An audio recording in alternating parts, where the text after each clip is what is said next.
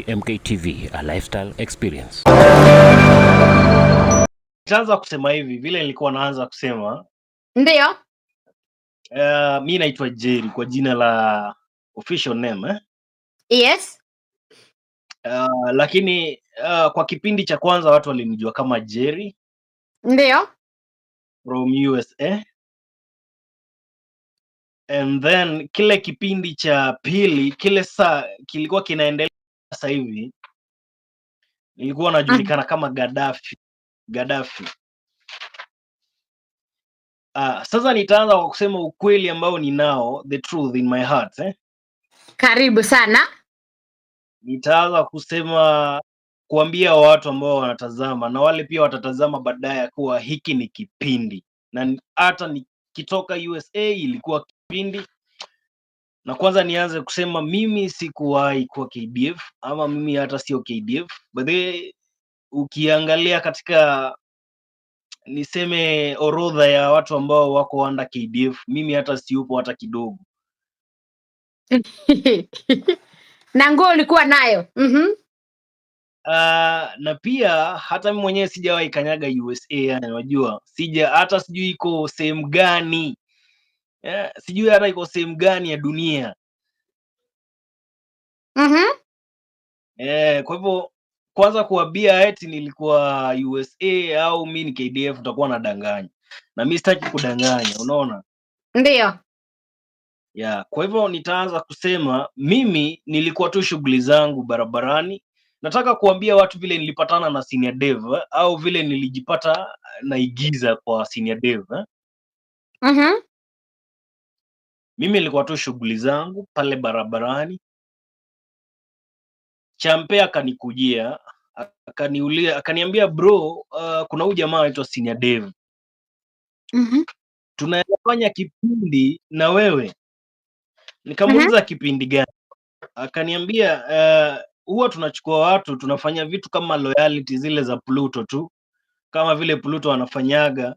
Kwa hivyo utafanya kisha tutakulipa 500, lakini we mwenyewe unaweza jitetea umwambie kuwa utalipwa 500.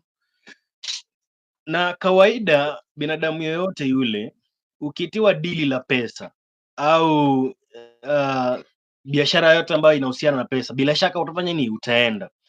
Kwa hivyo mimi nikaenda pale nikapatana na senior mwenyewe. Nilipopatana na yeye akaniambia vile tunafaa kuigiza. Akaniambia kuna kipindi kinacheza kama USA, ni kuwe kama KDF, nimetoka USA. Kisha kulikuwa na mdada pale. Sasa huyo mdada ndo anaitwa Sandra. Sasa tukakuwa na huyo mdada tukapanga, akaniambia sasa utaact kama huyu ni mke wako, umerudi USA na ukampata nyumba akiwa na mwanaume mwingine. Sasa huyo mwanaume ndo anajulikana kama Dante, unaona. Tukaenda kwa hiyo nyumba tukacheza kipindi episode per episode. Tulipomaliza huyo akaniambia sasa dogo, fanya hivi, kwa sababu sisi kuna ile sehemu ya kuchangisha. Nataka tufanye aje? Nataka tuende sasa katika sehemu ya kuchangisha, sababu tushamaliza kipindi. Nataka tulete mchango, na kuleta mchango tuseme kuwa huyo mke wako Sandra amehama na vitu vyako vyote. Kwa hivyo tukisema hivyo watu watataka kujua amehama vipi, na hatujawaonyesha evidence. Kwa hivyo tukaenda katika hiyo gorofa ambayo tulikuwa tumechezea hiyo filamu ya kwanza. Tukarudi pale tukapata ile nyumba ambayo ilikuwa vacant. Tukaonyeshana vizuri kwenye video, tukasema ndo hii nyumba ya Jerry, unaona ni bure, huyo mwanamke amehama na vitu vyake. Kwa hivyo tulipofanya hiyo video tukakuja tukaweka pale online, na mafans wakashikwa na huruma, wasema kijana wa wenyewe, tusaidie huyu kijana, unaona. Ndio. Asa jamaa akaweka nini, asema sawa, tuma kitu tumnunulie hata angalau mahali pa kulala nini. Asa ndo tukachangisha, unaona. Ndio. And then from there tulikuwa tunacheza vipindi, yani angalau unajua, wacha nikwambie kile huwa kinafanyika pale kwa Senior Dev ni hiki, huwa atakagi kumaliza kipindi haraka. anatakaga kipindi angalau kiende kwa muda mrefu, takriban miezi kama 5, 7 hivyo, inakuwa afadhali. Oh, alright. Lakini sasa tukakuwa tuko katika hafla, Sandra amehama na vitu vyangu. Haya, tukaanza sasa kuvitafuta. Unaona, tulienda black market hapa Kiganjo, mahali wanauza vitu second hand. Hapo ndo tulienda tu tukalipa huyo jamaa 500, tukajifanya tunatafuta vitu vyangu, ndo hivi tumeviona sijui nini. Unaona, huo ndo mchezo tulifanya tu, unaona. Ndio. Alafu kutoka hapo akasema sasa tuseme pia ulikuwa na mtoto Dante aliuza mtoto wako kwa Illuminati. Tukatafuta tu lijamaa hapo, tukaliambia likuwe pasta tukaenda kwa ile kanisa, lijamaa anajifanya linatuombea, unaona. Ndio. Hii yote ilikuwa ni acting, ilikuwa ni kuigiza tu, Ni kuigiza. ilikuwa ni acting. Kwa hivyo tulipomaliza hapo tukakuwa na tatizo, tukakuwa na challenge, na ndio maana kipindi chetu hakikwenda kwa muda mrefu. Kwa nini? Kwa sababu yule msichana ambaye tulikuwa tunacheza naye pale, Sandra, alikuwa anaishi Thika, lakini akahama sasa kwa ukweli, yani hali halisi ya mambo, akahama akarudi kwao wapi? Nyeri. Sasa aliporudi Nyeri, aliporudi Nyeri ikakuwa ngumu sana kumpata, ikakuwa kumaccess inakuwa ngumu. Kwa hivyo na tulikuwa hadi Devi alikuwa anampigia simu anamwambia njoo Thika tuendelee na kipindi. Sandra anamwambia hapana, nipo mbali kabisa. Kwa hivyo ikakuwa accessibility ya kumfikia Sandra ilikuwa ngumu kabisa. Hasa ikatulazimisha kufanya nini? Kukata kipindi, na ndio maana akikwenda sana, kwa sababu tulikosa sasa uwepo wa Sandra.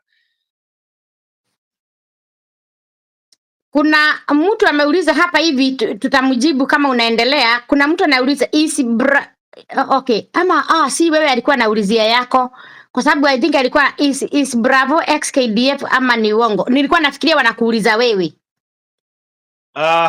Hayo maswali yote tutayajibu, tutakuwa na muda wa kujibu maswali, msijali. Maswali yote ambayo nayo mtaniuliza. Wacha niendelee na dukuduku langu kwanza. Dukuduku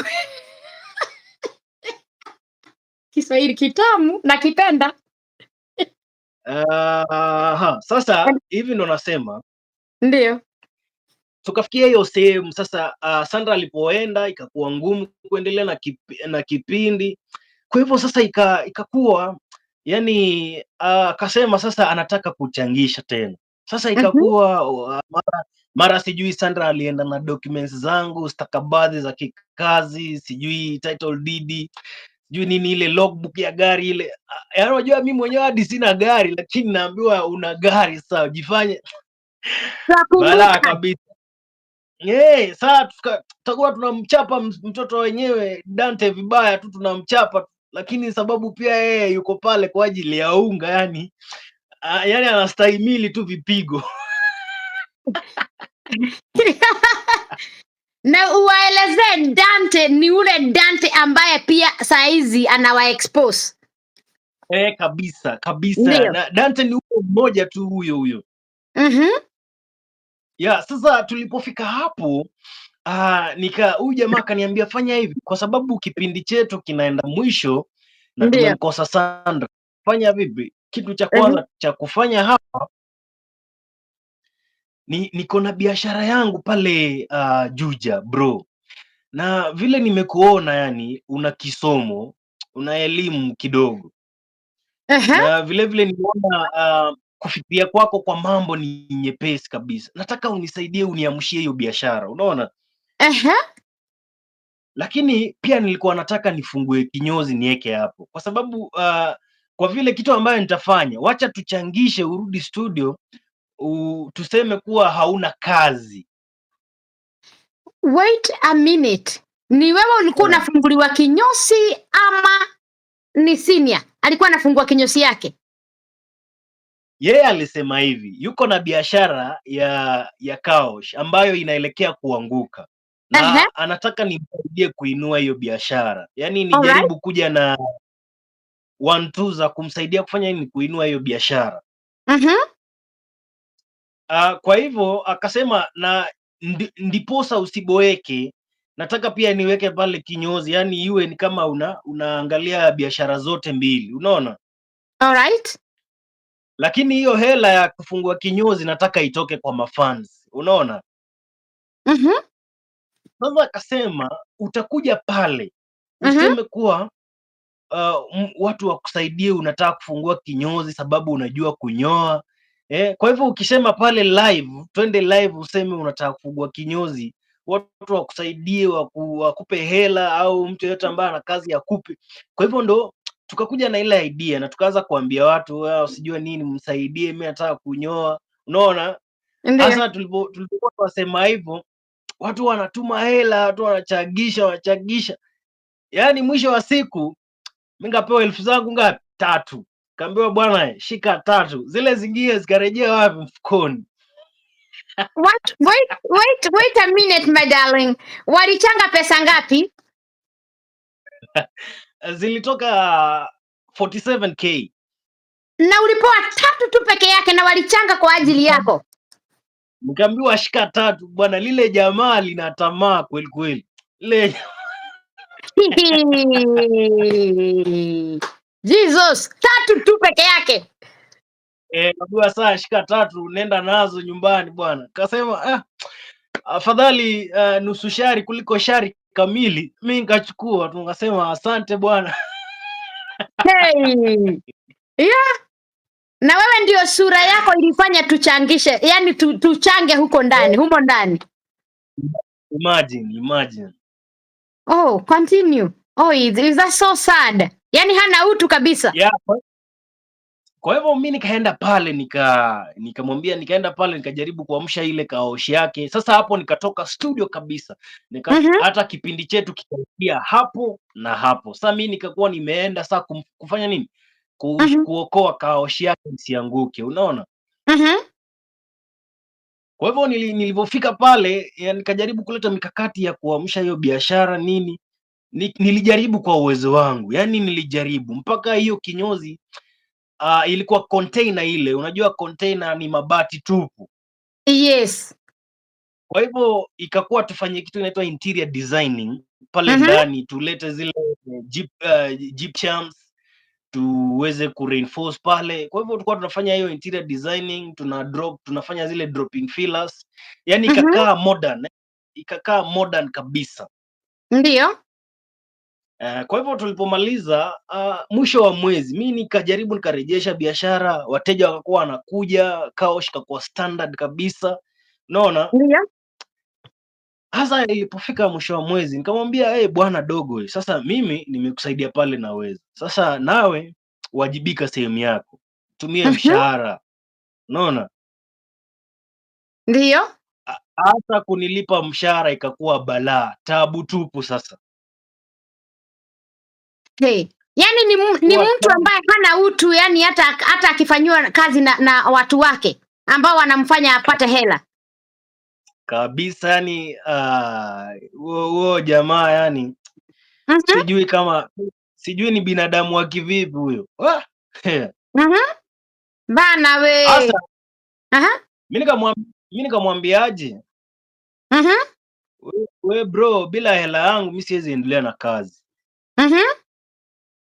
Sasa mimi nikakuja pale nikafanya nini? Nikaacha kazi mpaka kuna ile pikipiki yake nyingine mzee nilikuwa natumia ku drive all the way from Juja nikija Thika kila asubuhi jioni. Sasa mimi nikamwambia aje, mimi sitaki kuendelea na kazi. Wacha nijitafutie riziki yangu sehemu nyingine, lakini sio hii sehemu yako. Ndio.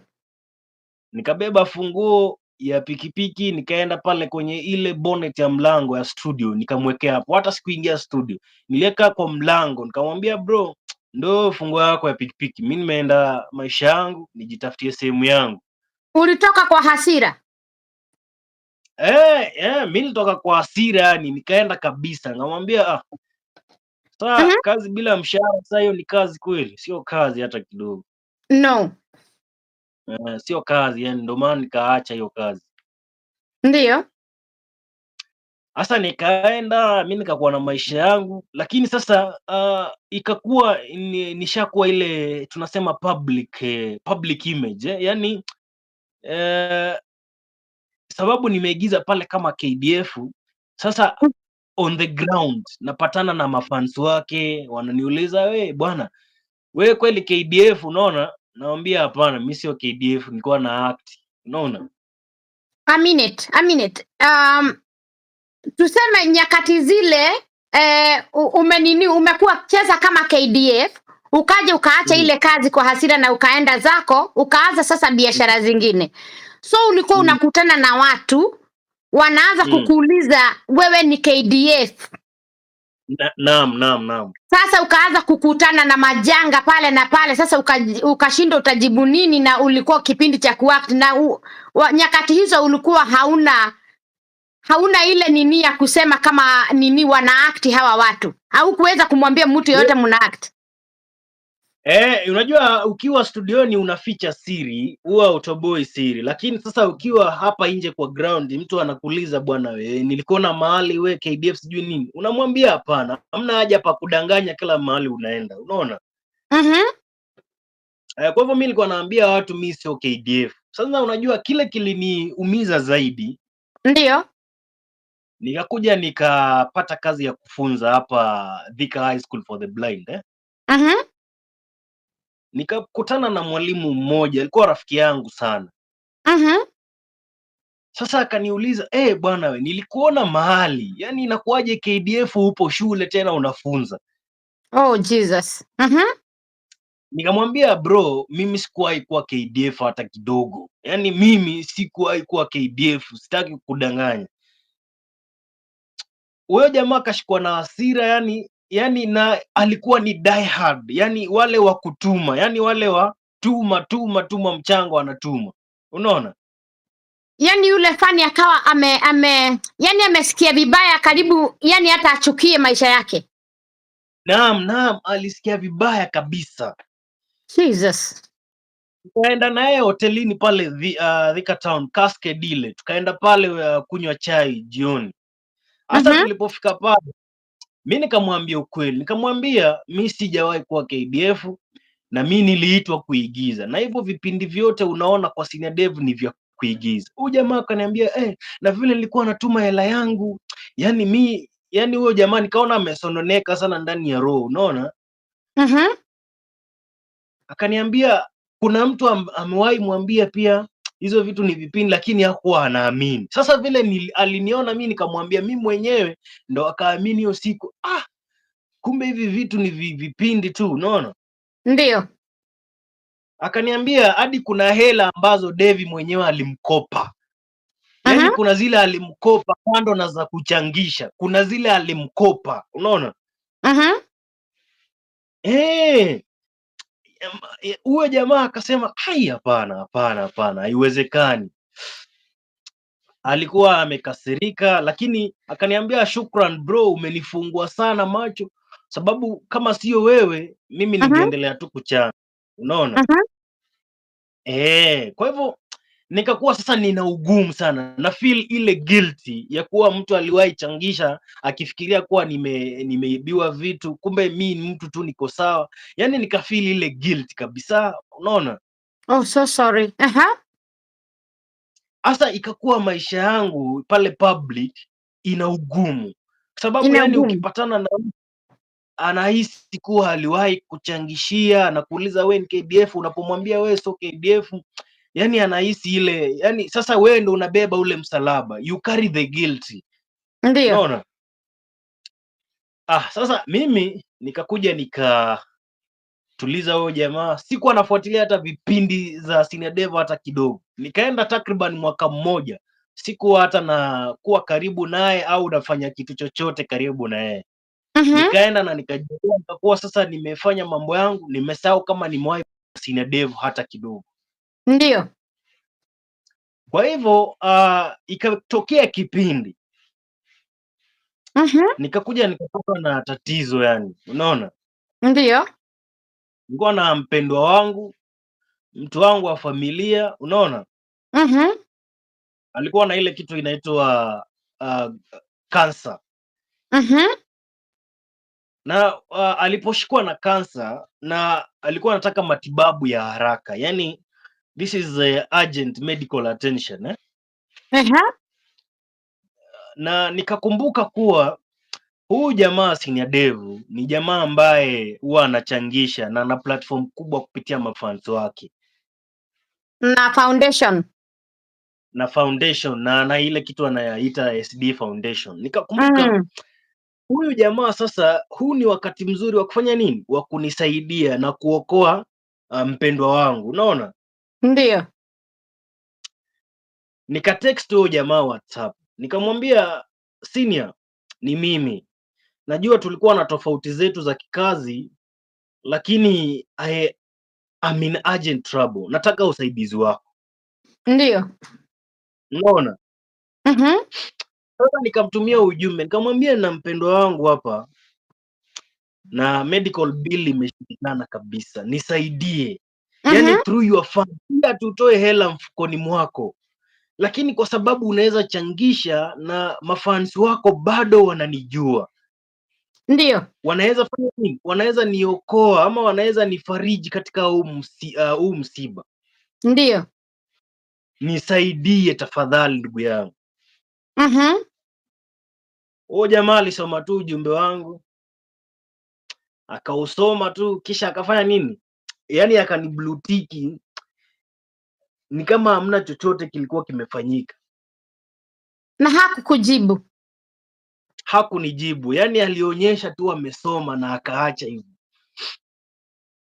I'm so sorry Jerry.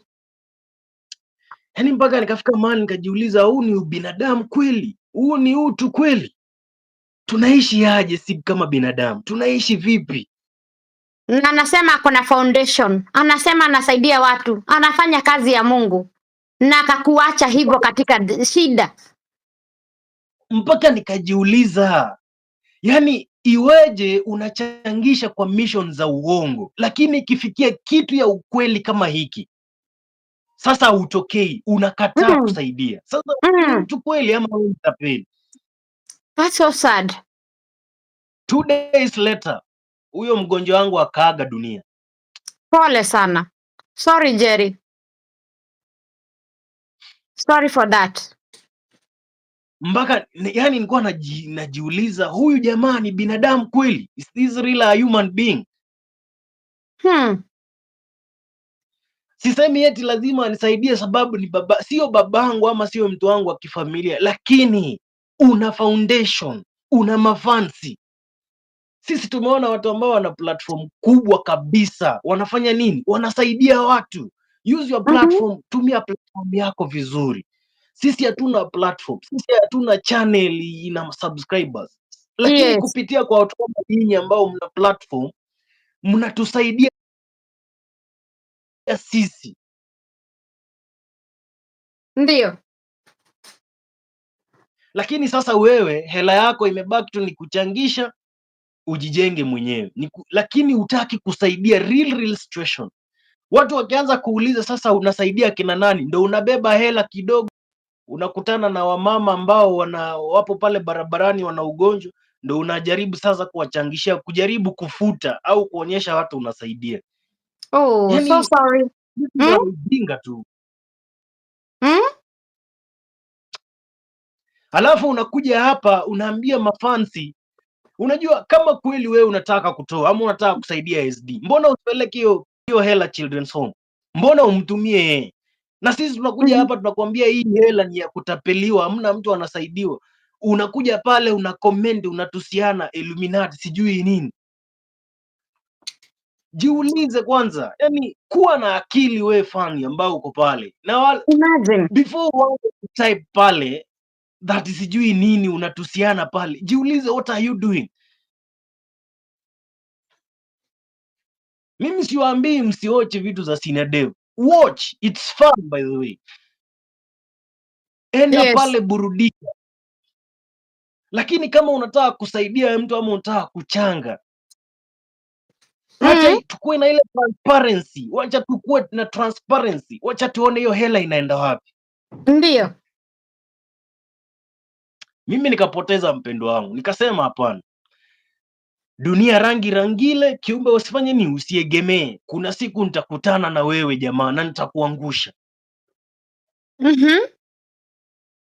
Nikakaa nikajikalia kimya na nikakuja muda wote ambao huu jamaa, hata baada ya mimi kupatwa na huo msiba, muda ambao ana tatizo, anaona kitu akiendi sawa, ananitext, ananiambia bro, hapa nifanye aje, namsaidia. Yani mimi sikuwa naweka chuki kwa roho eti umewahi niangusha. Nafanya ka hiring, nisaidie ku draft contract, naenda na draft contract, nabeba nampelekea. Yani sikuwa nataka kuona kama huyu jamaa amewahi nikosea ama nini. Nilikuwa namfanyia ile yote. Akiwa na tatizo ndo anafanya nini? Ananitext. Oh, so Lakini sorry.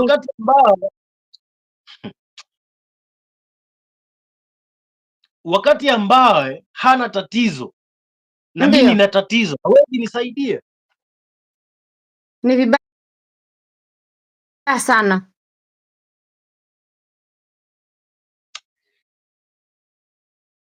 Sasa mimi nikasema sawa, mimi nikakaa maisha yangu, nikakuja nikaona sasa kuna mlipuko YouTube. Kuna wale mafans sasa washaerevuka, washajua hizi vitu ni kutapeliwa. Nikaanza kufuatilia, nikaona kuna ule mvutano, mnajaribu kuelimisha mafans. Unaona? Nikasema sasa huu ni muda mzuri wa mimi kufanya nini? Kusaidia mahali ambapo nitawezewa, watu wafunguke macho. Ndio. Mimi mwenyewe nikaenda kwa Senior Dev na ilikuwa trap, na nataka nimwambie, mimi kwenda kwa studio yake first day, mimi nilienda na lengo langu. I went there to set him up.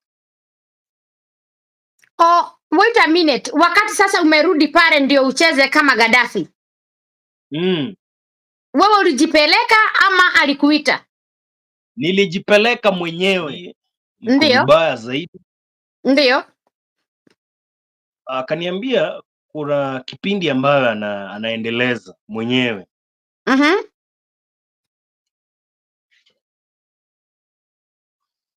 Akaniambia atanipea role ya kucheza kama Gaddafi. Ndio. Nikamwambia sawa, nitacheza. Kwa hivyo tukaenda tukacheza kwanza.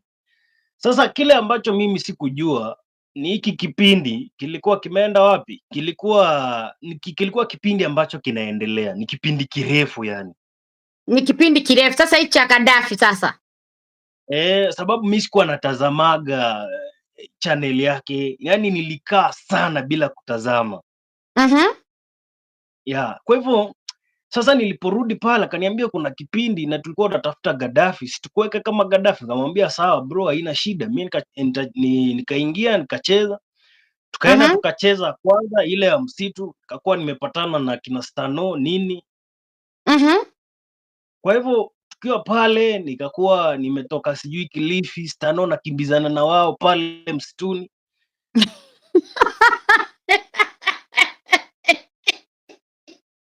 Okay, pole nacheka. Hiyo naye unajua Stano akitajwa na vile anaendaga hivi. Anaendaga hivi amejijasa hivi. Continue, sorry. Ai, pole. Tukafanya hiyo kipindi ya kwanza. Lakini kulikuwa na mvutano hapa online wa mafans kabisa, yani kuna wale mafans ambao wanaona kuwa wanatapeliwa. Kuna wale mafans wengine ambao wanaona hapana, nyinyi mnachukia tu Senior Dev. Sasa na sitaki kutaja Senior Dev peke yake, sababu kuna watu wengi sana ambao wanafanya nini, wanafanya hii mambo. Na unajua kile ambacho kinafanyika hapa, ukidadisi mwenyewe mambo utagundua kuwa mafans wake Pastor J ama mafans wake True K ni wale wale wa Senior Dev, ni wale wale wa Riaga, ni wale wale wa nani, yani hawa mafans ni same, unaona. Kwa hivyo na utagundua kuwa kwa hawa watu wote, mtu ambaye ni mkubwa zaidi ama mtu ambaye ana platform kubwa ni senior dev, sio hawa wengine. Na hawa jamaa ambao wanafanyaga kwa hizo vipindi zake wanakopi kitu ambayo senior anafanya, na ndio maana utaona senior akiandika kitu fulani, wao wanakopi, wanaifanya. Sasa unapata hata senior akiwa huko akifundraise, hao wengine pia huko wanafanya nini? Wanafundraise kwa sababu yeye ndo wanakopi kwake, unaona? Ndio. Na kwa sababu mafans ni wale wale, kwa hivyo unapata unaingia kwa SD pia maanzisha, ukirudi kwa Riaga pia ni hicho, ukirudi kwa Truke pia hicho, kwa sababu sasa ni kama senior dev ndo ana platform. Unaona? Sasa mimi nikaenda msituni, nikakimbizana na kina Stano, nikarudi pale. Sasa sikuwa najua nimejiingiza katika kipindi kipi, unaona? Wait a minute, can I ask just one question? Yes, ask. Yes. Stano anakuwaga gaidi ama pia yeye ameandikwa, ako kazi, ako mboka? Unajua, acha nikwambie kitu Malaika. Ndio. Hata sidhani Stano mwenyewe ukikutana na yeye sasa kwa maisha ya ukweli, umuite gaidi, sidhani kama atakubaliana na wewe. Yani ni mtu tu normal, kwa sababu yani si hata unormal, unajua ni kurisk maisha ya mtu. Hai, Jesus. Unajua kuna jamaa aliniambia vile nilikuwa nacheza kama Gaddafi. Kuna jamaa aliniambia, alipigia simu akaniambia, bro, kama ungekuja live ama kama singeona hiyo video yako, mimi naye ningepatana na wewe mahali, ningekupiga risasi. Really? Na huyo ni mtu anakuambia kwa sababu yani wewe unaigiza, lakini sasa kwake yeye wamemuonyesha ikae reality, unaona?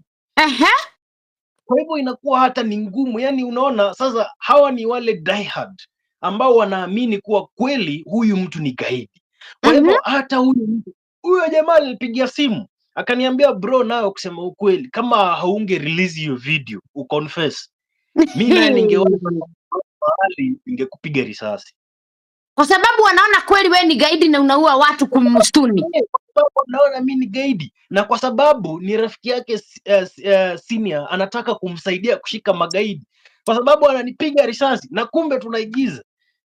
Hai, Jesus. Nakwambia, yani Kisangila, unajua hapo hivyo tu, hata kama nakuuliza, yani Kisangila ambaye tunamjua Kisangila, yani tu yeye tu ni mtu wa kawaida, hana ile nini ugaidi ndani yake, ni Kisangila tu, yani anajitafutia tu mboka tu pale, anapewa kwa 1000 yake, anaenda kukimbia msituni kama nini, kama kamanki. Ni mtu wa kawaida tu.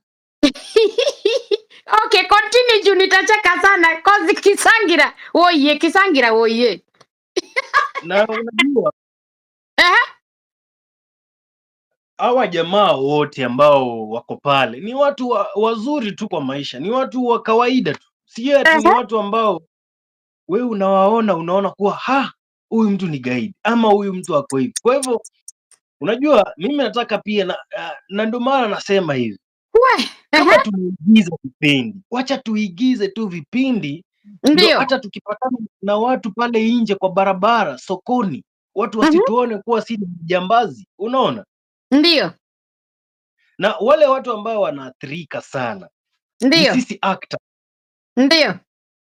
Kwa sababu unajua senior au Truke au Riaga, mtu yoyote yule, yeye anaonekana ni mtu mzuri, anafanya kazi nzuri ya kushika magaidi, unaona? Yes. Lakini sasa actor sisi pale uko nje, maisha yetu yako mko hatarini, kujumuwezi mkatoka nje na amani. Hauwezi. Sasa kama huyo jamaa ananiambia angenipiga risasi, wewe unafikiria sasa si unakufa kifo ambacho hukuumbiwa? Oh dear, yes. Kwa hivyo mimi unajua, wacha na nataka niambie senior hapa, sababu nimemuona hapo, nataka Yuko. nimwambie Mhm. bro ama senior, Mhm. mimi sina chuki na wewe, ama hamna mtu ambaye ako na chuki na wewe, ama mtu ambaye amekuja kuangusha. Hapana, hata kidogo. Mhm. Kwanza ile vipindi ambavyo unatupa sisi tunafurahia. Wengi wetu hatuna kazi, tupo tu, wengi wetu tuko Gulf, tuko sijui wapi, tunaboeka nyumbani.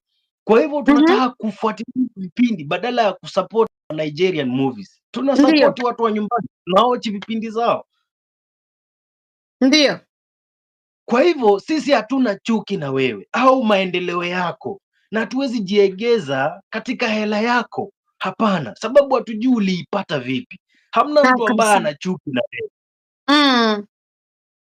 na hamna mtu ambaye eti anataka kukuona ukianguka. Hapana. Hata mimi Mhm. mwenyewe nimekuwa nayo studio, nimekuambia bro, I'll be happy to see you getting 1 million subscribers, lakini sio kwa njia kama hii. Mhm. Badilisha njia. Hata mimi nikamwambia, now you are a big brand. By the way, Senior Yes. is a big brand. Ni mtu Yes. ambaye ako na channel kubwa, Ndio. and apart from channel ni brand kubwa. Ndio. Unajua, akianzisha tu film production company watu watamsupport kabisa. Sana. Hata nilikuwa namwambia, angalia kina Steve Mweusi hapa Tanzania. Mhm. Angalia sijui akina nani hapa Tanzania, walikuwa wanafanya vichekesho, lakini sasa hivi they produce movies episode per episode, na ukienda pale unaangalia ile video inagonga 500k views per day. Mbona pia wewe usifanye? Very true. Very true. Na kusema ukweli, hizi content za Ndio. Illuminati, Ndio. these are outdated things.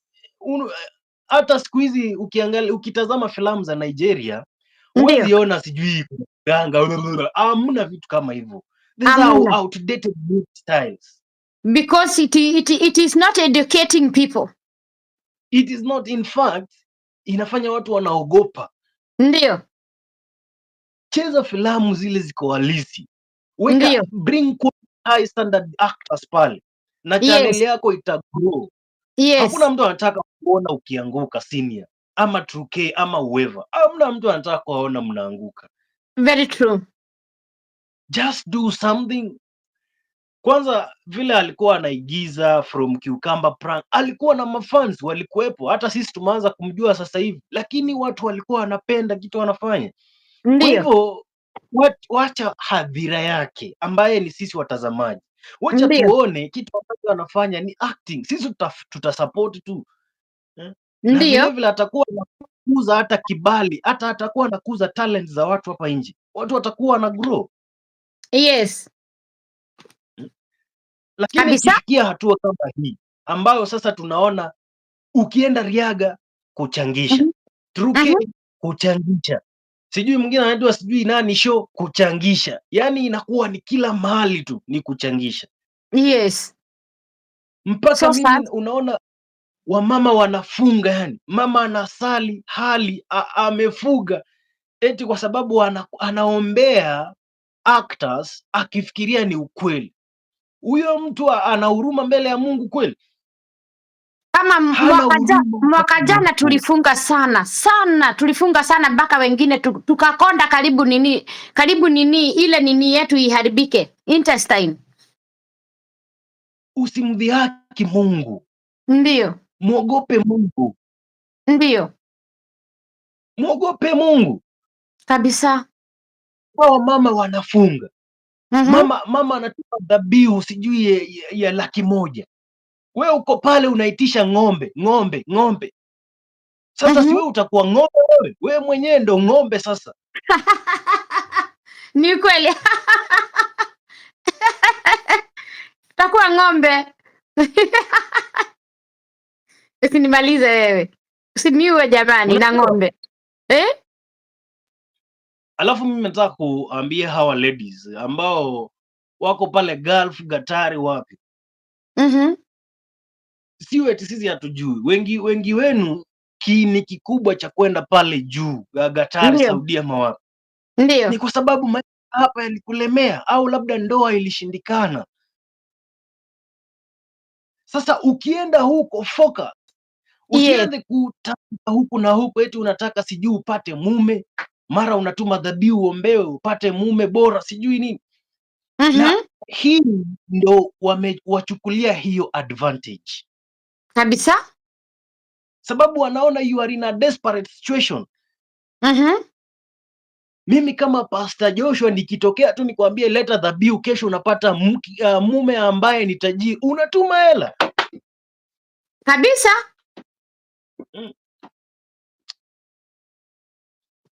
It's so bad.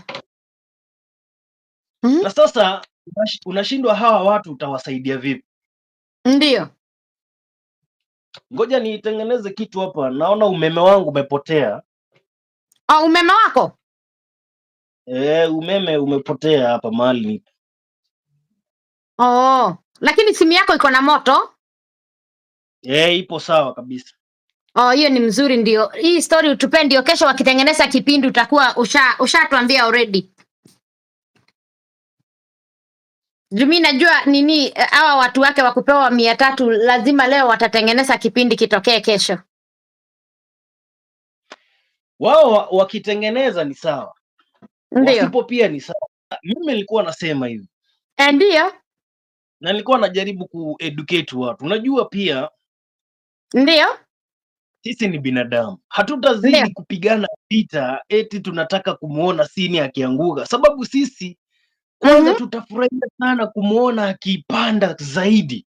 Kabisa. Tukimuona akona ile big film production industry, sisi tutafurahia kabisa. Manake akona zile akili nzuri sana za kutengeneza vitu kubwa kubwa. By the way he's clever.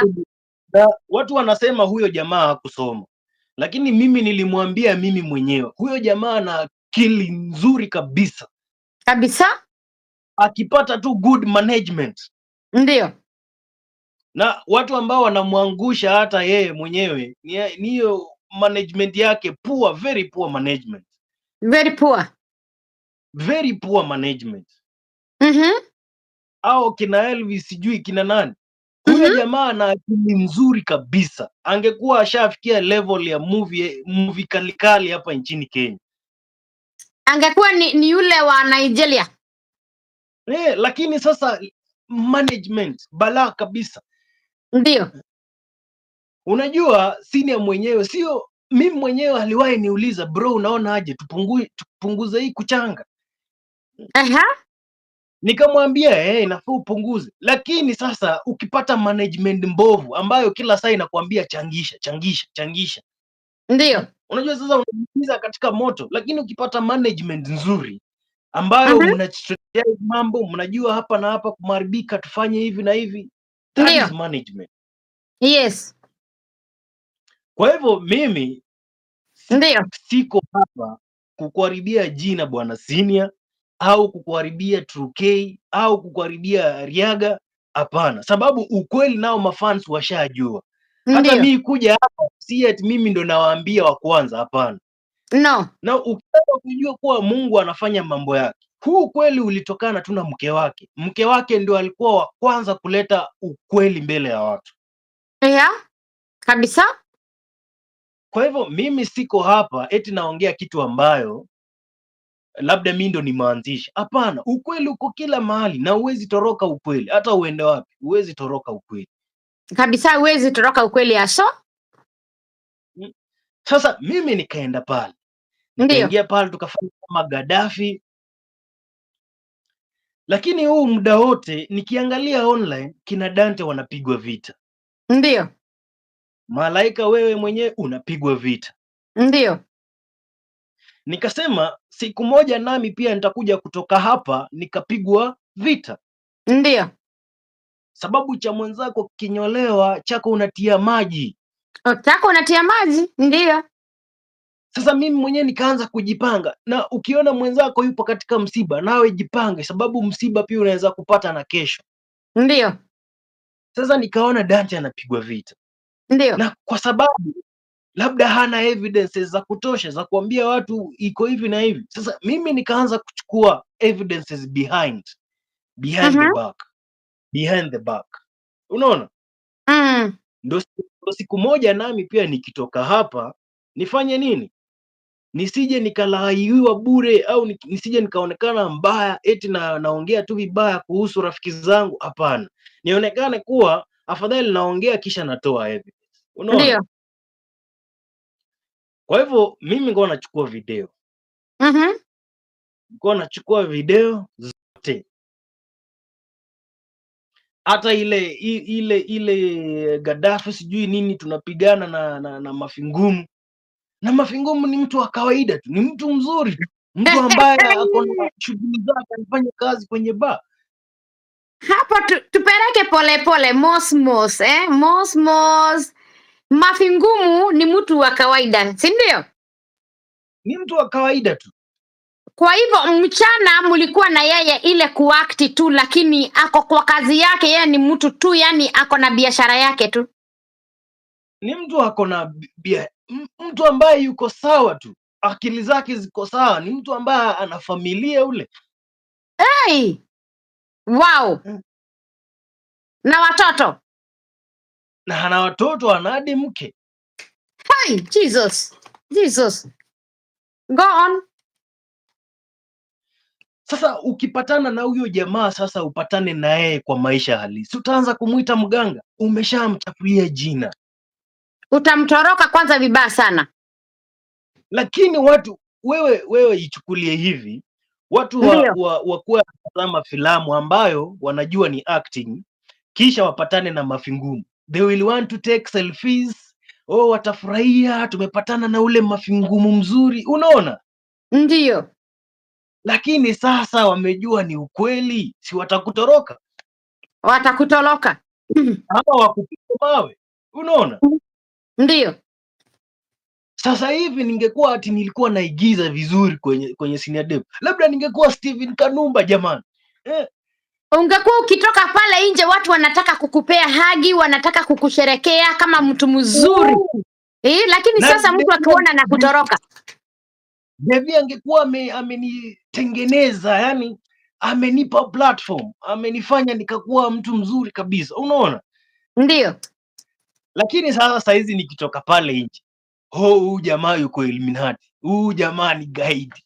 Unaona sasa, hata ukibisha zile interview rooms, ukibisha pale interview room, mtu anataka kukupa kazi kwa sababu anaona we ni jambazi. Oh, that is so bad, Kwa hivyo mimi nilikuwa nachukua evidence, nikamwambia Dave kwanza, hata Dave mwenyewe anakumbuka, nilimwambia bro, hii content yako, sikuwa nimejua hiki kipindi cha Bravo kilikuwa kinaendelea ama nini, mimi sikuwa najua. Nikakaa tu naye kama rafiki, nikamwambia bro, jue ni rafiki yangu, niko na idea. Yes. Unaona aje, naona umenunua hadi drone, unaona aje tuanze kufanya real film sasa, sababu naona uko na actors watu ambao wanaweza igiza vizuri, let's cast, wacha sasa ikue SD film production, unaona? Yes. Mimi mwenyewe nilimwambia, sababu mimi najua huyo jamaa ana akili na ana uwezo wa kufanya mambo kama hayo, lakini sasa yeye mwenyewe amegwama tu kwa hii content, ako stagnant.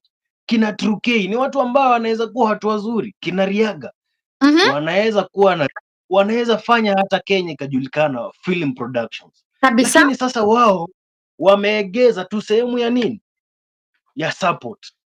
Support na hizo hela haziendi mahali, tuma tena.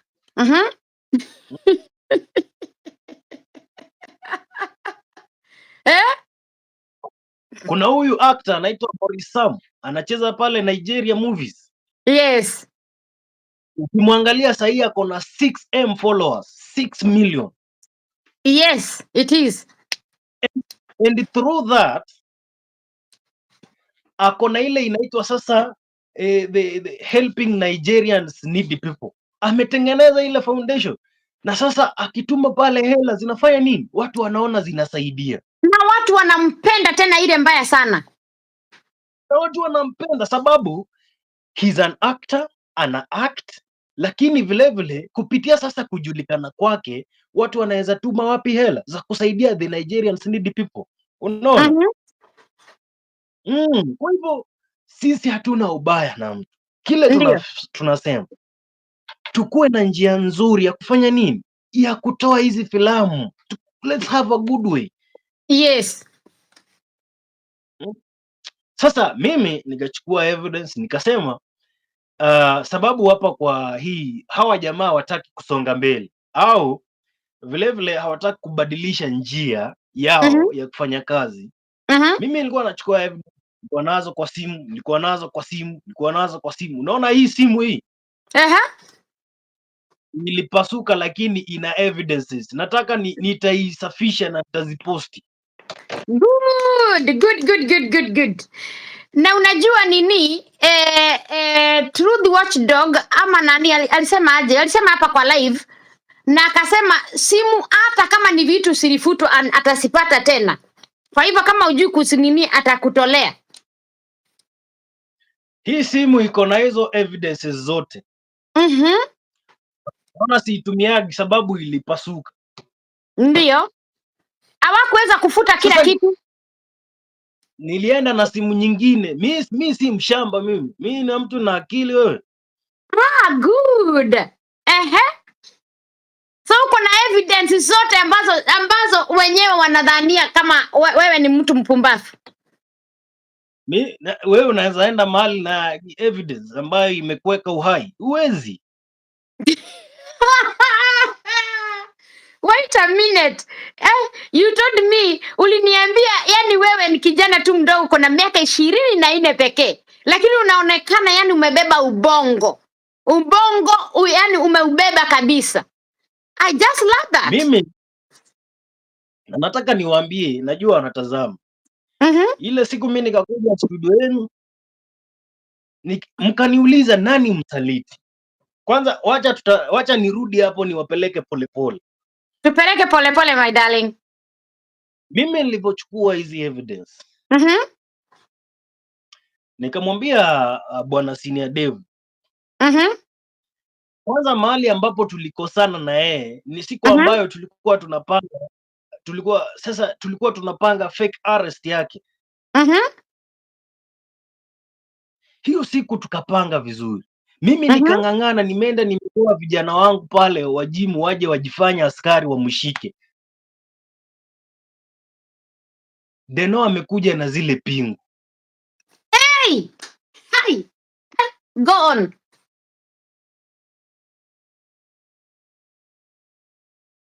Go on. You good? You good? Deno alikuja na hiyo pingu, alikuja nayo pale. Mimi nikaenda nikatafuta hao vijana. Hadi mkitaka kesho naweza waletea live hao vijana. Wenye alijiarrest mwenyewe. Wenye walimuarrest. Wewe ndio uliwaleta. Mimi ndio niliwaleta, niliwachukua, ni vijana wangu na wajua. Na yeye alikwambia uwatafute ama uliwaleta ama ni kipindi wewe ulimpangia? Nani alichokipanga hicho kipindi cha kujiarrest? Huyo ni Deno. Deno ndo alipanga, hata sio Senior Dev mwenyewe. Wait a minute. Na vile anaomba ni mtakatifu. Go on. Hey, Jesus. Devi mwenyewe hakuwa anataka hata swala la kujishika. Senior hakuwa anataka. Lakini Deno ndo alimwambia inafaa ujishike, mafans waone hiyo sympathy. Mafans sasa watakupea. Deno ndo alimwambia, Senior mwenyewe hakuwa anataka. So Deno ndiye alipanga hichi kipindi cha arresting. Yeah, Deno ndo alipanga. Alafu mimi nawaletea watu. Then naingia pale ndani mpata wananisengenya. Nampata sasa Deno amemuita anamwambia sijui nini. Na mimi nimewasaidia, nimewaletea mpaka watu. Champe alikuwa ameshindwa kuleta watu, mimi nimeleta. Lakini nafika pale na wakuta wananisengenya kwenye studio. Sasa hiyo siku ndo nilikasirika kabisa. Nikasema wewe kumbe huko mtajua mjui. Ayeyeyeye. And it was on a Tuesday, daytime. Daytime, all right? Yeah, and at what time did I text you? At evening, the same Tuesday. Yes, I remember, yes. Because mimi nilisikia machungu, nikasema sasa nyinyi nataka na mimi niwalipue. Mnaniona mimi mtu mjinga tu, mnanidharau, sivyo? Mimi nami Ndio. nawalipua. Ndio nilikuja nikakutext. Nikakwambia vipi? Nataka kuingia live sababu nilikuwa na evidences. Ndio. Nikakwambia mimi nataka kuingia live. Ndio.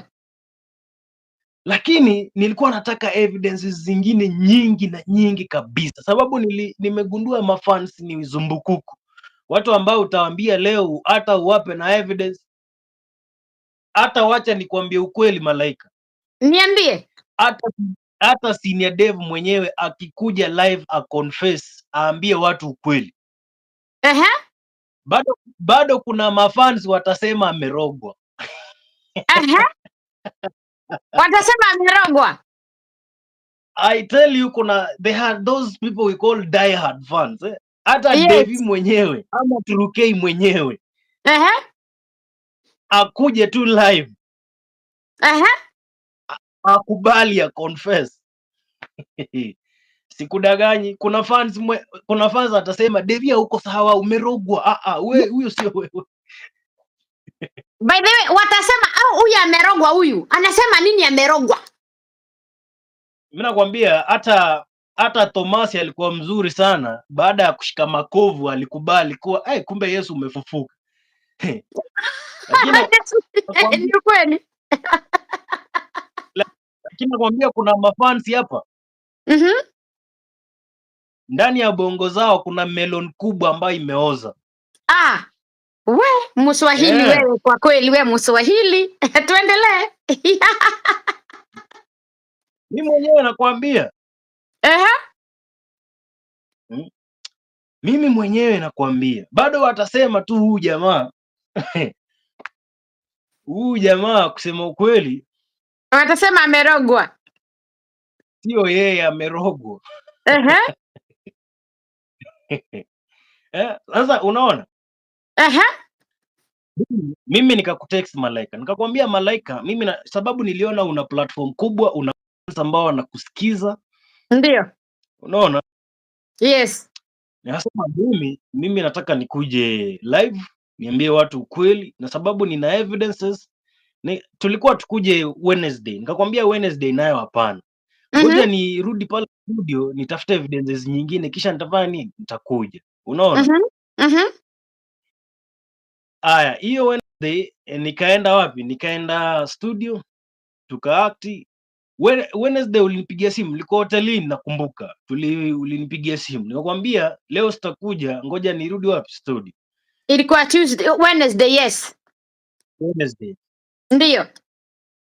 Na pale kwa studio nilipofika, uzuri Devi mwenyewe akanipigia simu. Kaniambia kuja, nataka tubadilishe kipindi, tukibadilishe sasa tuingize Illuminati.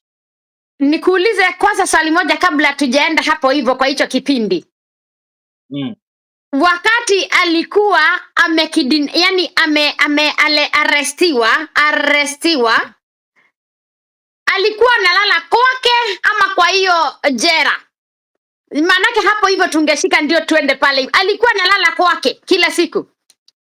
Twende naro. Unajua Malaika, hilo swali ni ngumu sana kujibu.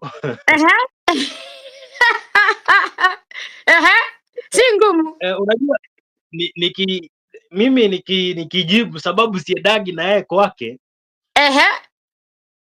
Labda yeye mwenyewe aje atuambie wakati alijidanganya amejishika alienda wapi? Alienda wapi? Lakini hakuna jera. Maanake hiyo ilikuwa ni jera ya ukweli ama ni rumor? Juu nataka hapo uelezee watu, kwa sababu unakumbuka huyu ambaye anaitwa Freddy alienda kulilia mustuni. Na alilia mpaka machozi ikatoka. Hebu kwanza tuambie, mbona akaenda kulilia mustuni? Kipindi hicho ulikuwa pale. Alienda kulilia mustuni na wale wengine wako kwa studio wakichangisha, naye Anita alikuwa kule kumpelekea chakula. Na nyinyi na wewe ulipeleka vijana wako ndio waweze kumshika pale ndani. Na Deno ndiye alileta pingu. Ilikuwa confusion nyingi sana. Alafu tukaambiwa ataenda kwa koti na Anita akasema hajui itaitishwa pesa ngapi. lakini hiyo nini sijui inaitagwa hiyo pesa fine, sijui walijitoaje kwa jera. Mbona utupeleki hapo hivyo hivyo ndio tutoke hapo tukienda sasa vile mlianza kipindi cha Illuminati? Come on darling. Come on. Unajua okay, kile nitasema Yes. mimi baada ya kupanga fake arrest yake ikakuwa vijana wake kina Elvis wafuata hizo nduthi na simu. Oh, mnampeleka wapi? Mnampeleka wapi? Okay. Come on. Come on. I love that. Yaani nakwambia vitu zingine inafika mahali mpaka wewe mwenyewe unacheka tu kwanza. Nakumbuka, yani imagine wanasema ati unampeleka wapi? Unampeleka wapi? Alafu baadaye wao ndio walienda kumpata kwa jera. Hata unashindwa watu waliwachwa nyuma. Walijuaje yako kwa hiyo jera? Hata wajiku act by the way. It was yani hata mwenye ana akili. Unaona tu. Wajua.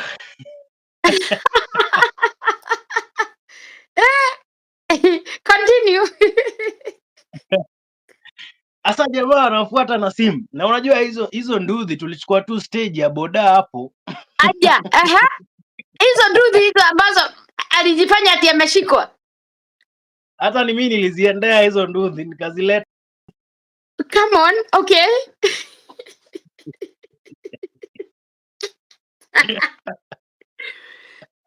Okay. It is interesting. Dunia ina wasenge kweli. Ai.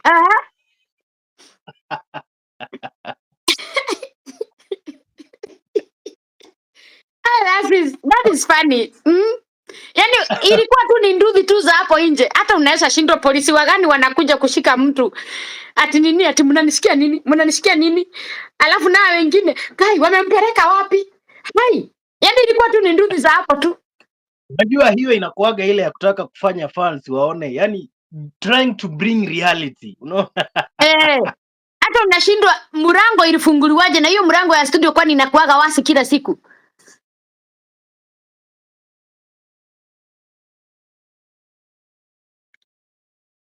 We?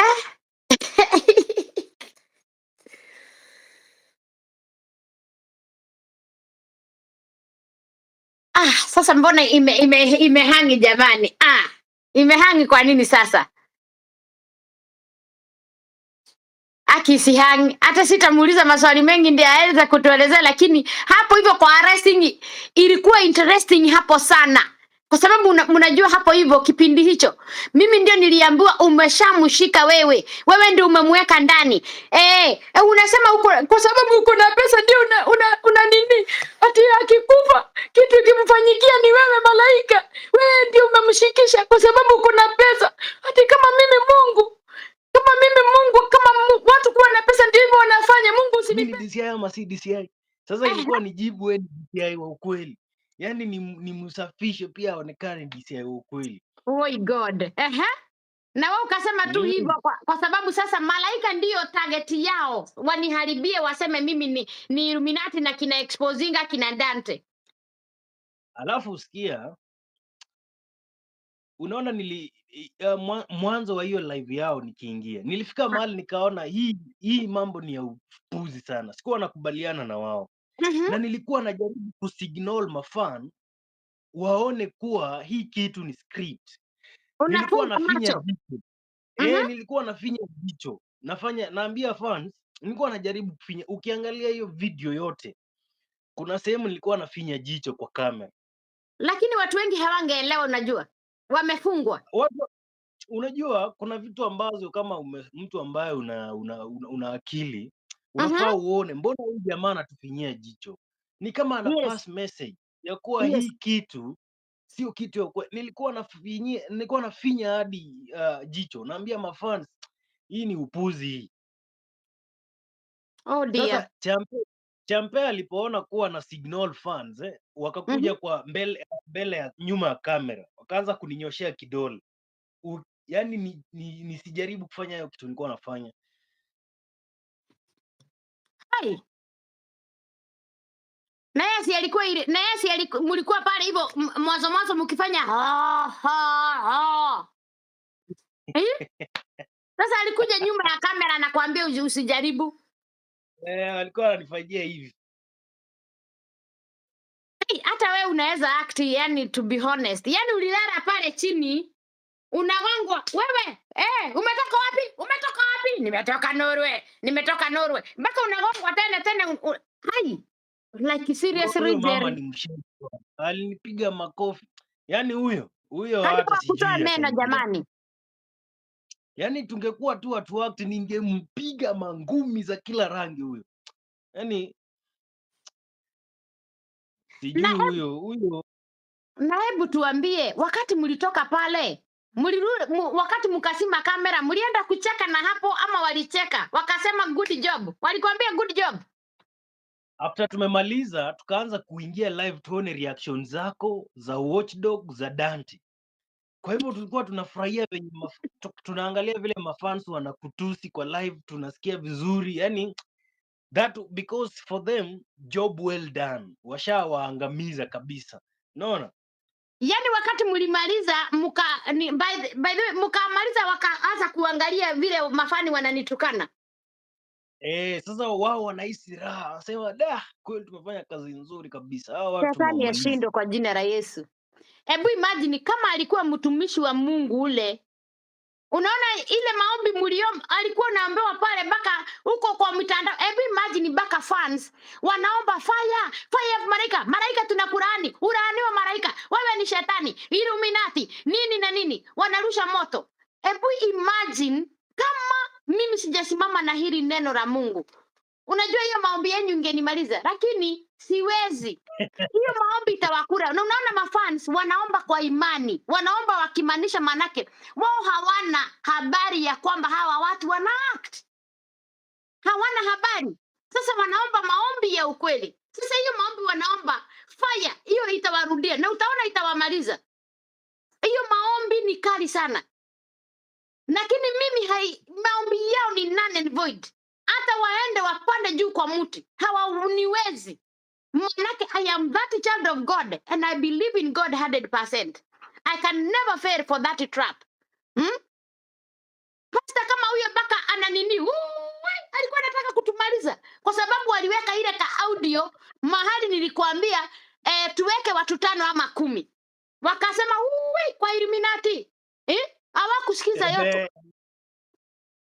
Ukweli, na walikuwa wanajaribu kukagua wasiweke ile pati ambayo tumeongea kitu ambayo inawagusa. Walikuwa wanajaribu kuchukua zile ambazo watazitumia kukuangusha kabisa. Ndio maana hawakucheza everything ilikuwa pale. But the problem yao ama ujinga yao, hawakujua nilikuwa na recording zote.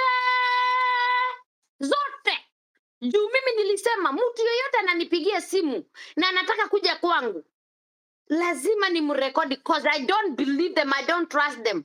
Mimi si mtupia mjinga. Yes. But Jerry, wakati niliposikiza hizo audio zako, hizo hata zote nimerekodi, manake niko nazo zote, I felt you are genuine because I serve a living God. Nilikusikiza wewe mpaka nikasema this guy sound genuine. What happened? Wakati uliniandikia message on Saturday na ukaniambia bitch, ulinitukana. Kutukana sababu ulirisk na maisha yako. Alafu imagine mimi hata hapo Joshua nilikuwa sijamwambia, alikuwa tu akinipigia simu ananiuliza nani anakuambiaga hizi mambo unaongeaga, manake unaongea ukweli. Hebu sikia, unaongeaga ukweli. Mimi nikamwambia hapana, mimi sijui, ni mtu tu, wewe usijali. Mimi nikamwambia hata tunaombaga. Nilikuwa namwambia hata Mungu anaweza tuonyesha. Kumbe yeye mwenyewe mimi by the way si niko na audio hizo zote. Watu wakitaka niwachezee naweza wachezea. Watasikia kabisa. Hakuna mahali mimi nilikutaja. Mahali ambapo hiki kipindi mnaona kipindi cha Illuminati mahali kilianzia. Yes, sasa tupeleke hapo hivyo, manake kwa kuarestiwa I think tumeshapita pale. Hapo tushamaliza. Yes. Sasa nataka watu wajue hivi Ndio.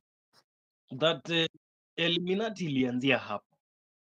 Devi Ehe. mwenyewe alinipigia simu Ndio. akaniambia, uko wapi? Nikamwambia nipo hotelini nakuja.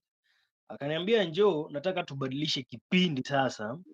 I think tukileta ile idea ya Illuminati itasell, na ikisell hata tunaweza zidi kufanya nini, kuchangisha, unaona.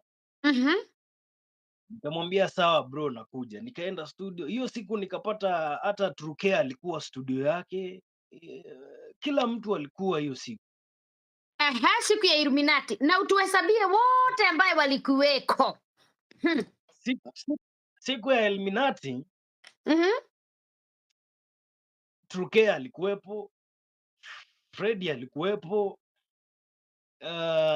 Elvis alikuwepo, Mafingumu alikuwepo, Bravo alikuwepo, yani kila mtu alikuwa, unaona. Mabibi zao basi mke wake Freddy alikuwa, asaingia kwa mix. lakini Anita kuwepo. Sasa kumbe walikuwa wamediscuss kabla sijakuwepo. Unajua, walianza kunishuku kuwa labda nataka hawakuanza kuniona vizuri, walianza kuona kama anaweza wageuka, kwa hivyo hawakuwa wananiita kwa vitu mingi. Sasa Devi akakuja akasema, sasa bro, kwa sababu ya hii mambo ambayo iko online, watu wanajaribu kutupiga vita. Kile tunafaa kufanya, tukileta hii idea ya Illuminati, I think tunaweza fanya mafans wa gain trust, warudi. Yani tuseme kuwa akina Malaika wapo Illuminati, tukishabai hizo ideas za Illuminati, alafu sasa wewe kama Gaddafi tuone unapeleka watoto Illuminati nini. Tukileta hiyo idea Illuminati, I think tutakuwa tumebadilisha kipindi na tutafanya nini, tutasell vizuri sana. Sasa selling ilikuwa ni kuchanga. Hata tujifanye sasa, wewe kama Gaddafi umekuja kuchukua vijana uwapeleke Illuminati huko kanisa. Hata tunaweza sema hiyo kanisa iko labda niseme South Africa, kisha tukuje tuchange, tuchukue kina Pastor Elijah tuende nao huko. Wait a minute. Can I ask a question? Umesema muende na Pastor Elijah South Africa. So, is he acting? Ilikuwa hivi. Tunaenda South Africa, yani mimi tumeleta idea ya Illuminati. Kwa hivyo tukishaleta hiyo idea, ikuwe mimi kama Gaddafi nachukuaga vijana na wapeleka kwa kanisa South Africa. Kwa hivyo tukishakuja na hiyo idea, tuje online, tuchange kabisa. Tuchange hata close to 3M. Jesus. Tukishachanga, sasa achukue Pastor Nancy, huyo Elijah, Joshua au mapasta wote sasa. Tunakuwa tunaenda Deliverance South Africa. Unaona? Mwende Deliverance South Africa. Sasa tuende huko, sababu mimi kama Gaddafi huko ndo napelekaga vijana.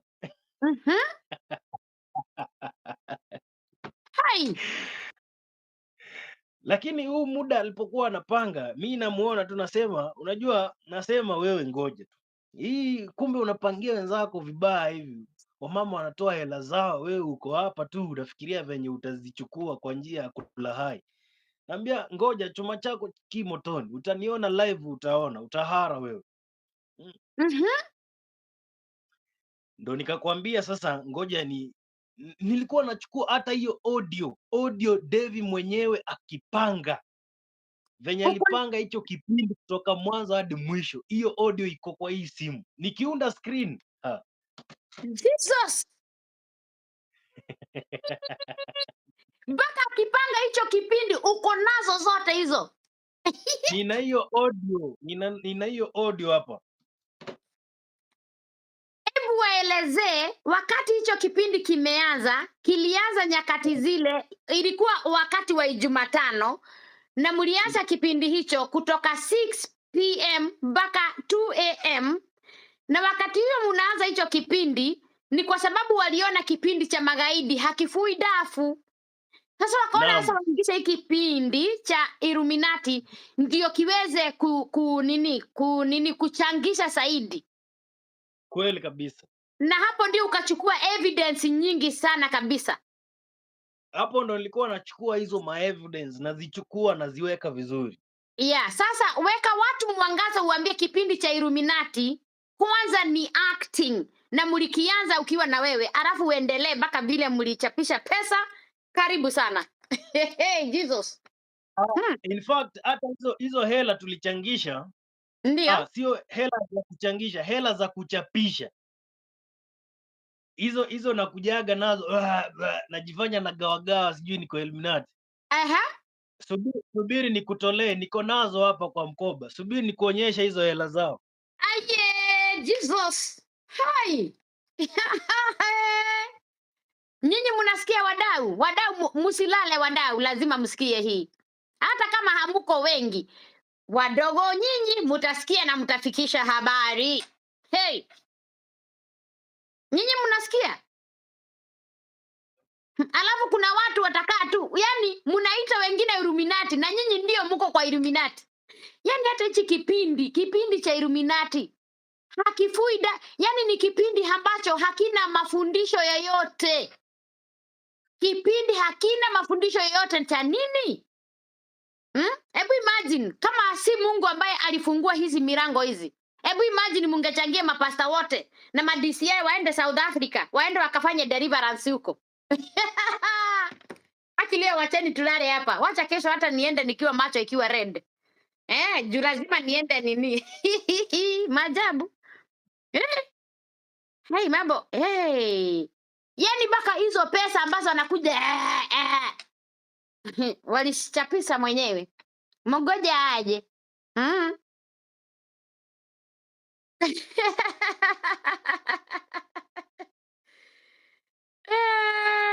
Ati kuna mwingine anaitwa Rafael Thomas anasema send me your number. Namba yangu iko hapo hivyo, si mnaiona nimeipini hapo hivyo. Namba nishaipini. Karibu tena. Ndio hizi hela zao za Illuminati zile tunachapishaga kwa act nazo. Na sinakaa pesa kabisa. Hizi unaenda cyber unatolesha, lakini ukiangalia ziko na hiyo whiteness hizi sasa ndio tunachapisha cyber, tunazikatakata vizuri. Hata niko na hizo video vile Elvis huwa anazikatakata na Tycoon. Ulichukua video? Hiyo evidence kwa simu. Wewe uchunge wasikupate usiku.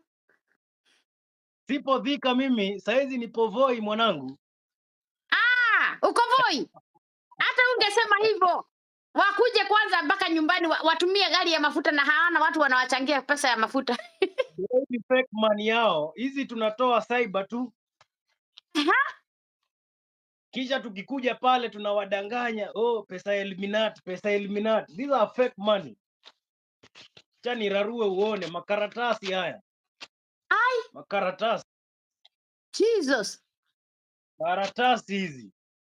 Na zinakaa pesa za ukweli kabisa. Hizi unachapisha cyber, tunazikatakata vizuri. Yaani mlienda mkachapisha cyber, alafu mkazikata nyinyi vizuri.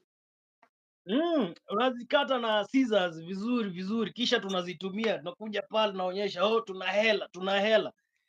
Hela nini? Karatasi hizi karatasi hizi. Haja, hebu onyesha watu vizuri. Hey, onyesha watu vizuri baba. Ndio hizi hela bandia hizi. Makaratasi yao.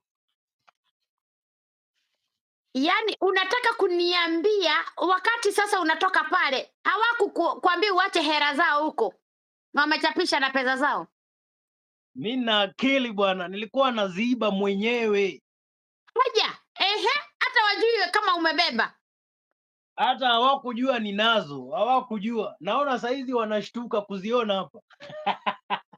Na zinakaa za ukweli kabisa. Huyo ni Jericho, nikiamua kukudestroy utashangaa wewe.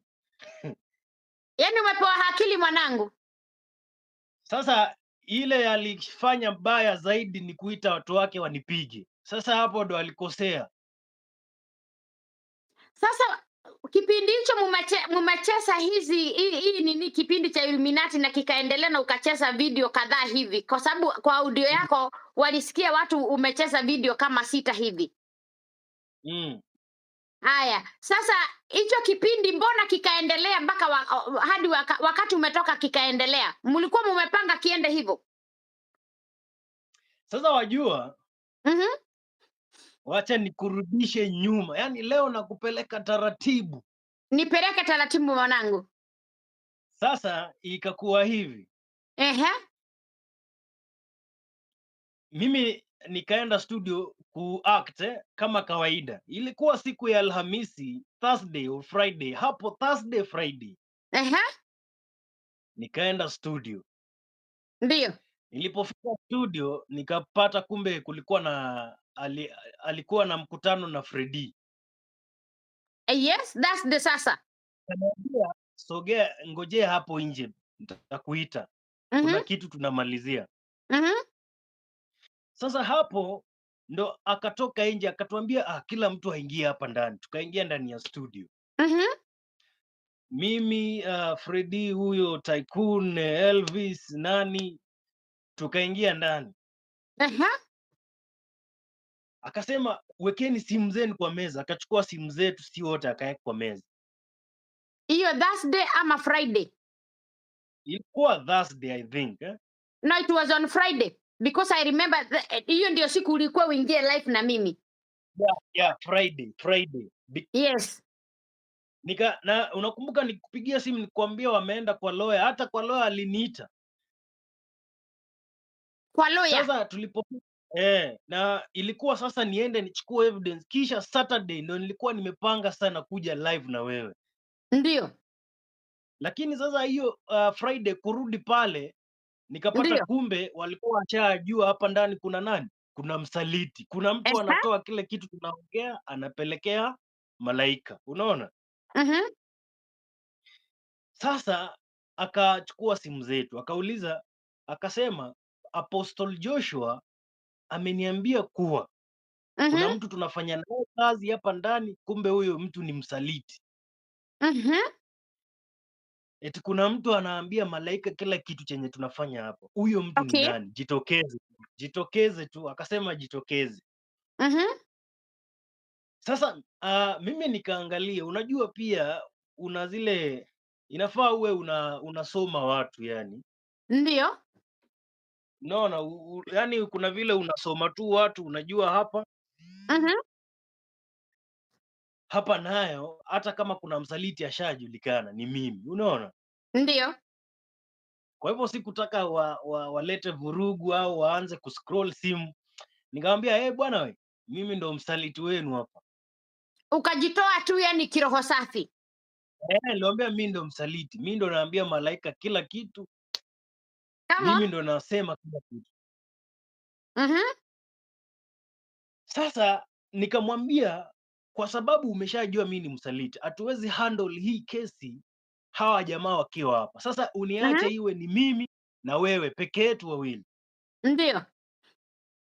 Sasa jamaa akatoka nje, mlango ukafungwa. Akaniuliza, mbona unafanya hivi? Nikamwambia, bro, unakumbuka wakati nilikuwa na msiba nilikutaka sana wewe ukanitema nje, unakumbuka? Kwanza nikamuuliza swali la kwanza, are you really my friend? Wewe ni rafiki yangu kweli? Na vile unasema ati wewe unasaidia watu, una roho nzuri, do you really mean that? Wewe unasaidia watu? Nikamwambia, wewe hausaidii watu bro, na hizi evidences zenye nimechukua nilikuwa natumia malaika na tunapanga kuingia live na yeye. Ulimwambia face to face, hukuogopa? Nilimwambia face to face, nilimwambia mimi mwenyewe. Hai, nyaki nyinyi munaga uoga wanaume jamani. Asa uoga ushazaliwa bwana, njia ya kufa ni moja ile ile.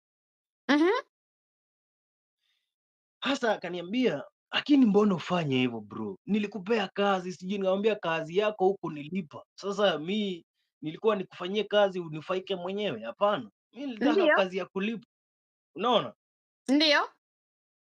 Kwa hivyo tulipofika hapo akasema, Mhm. lakini bro, mbona ufanye hivyo? Like why man? Why man? Unaona? Ndio. Mimi nikamwambia bro, you need to change your ways. Ehe. Kitu ya kwanza unafaa kufanya, Ndio.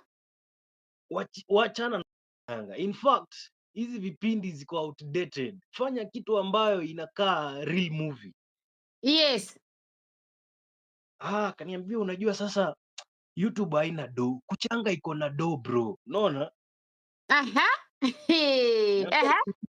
hela. YouTube haina hela, kuchanga ndo ina hela. Aha. Mimi nikamwambia sasa, akaniambia lakini man, mimi naona tunaweza endelea kufanya kazi mimi na wewe. Mhm. Nikamwambia mimi kwa sababu ushajua mimi ni msaliti, hakuna vile kutakuwa na trust ya kufanya kazi mimi na wewe, haiwezekani. Hata kama ingekuwa ni mimi nipo katika kiatu chako, nione wewe ni Ndio. msaliti, kisha Yes. unataka uendelee kufanya kazi na mimi, haingewezekana. Ndio. Unaona? Ndio. Nikamwambia hapa kilicho hapa cha msingi ni mimi nijiendee kabisa, niende maisha yangu. Sitaki stori zingine za nani, za Illuminati au nini. Yaani ujue tu uhusiano wangu mimi na wewe umeshasambaratika, umeharibika kabisa. Mimi Ndio. naenda zangu. Unaona? Nilipomwambia Mhm. hivyo akaniambia, lakini what about the damage ile umekosa? Mhm. Already ushaambia Malaika almost 30%. Na najua Mhm. Malaika alikuwa anakurecord vile mlikuwa mnaongea. Ako na hizo Ndio. audio.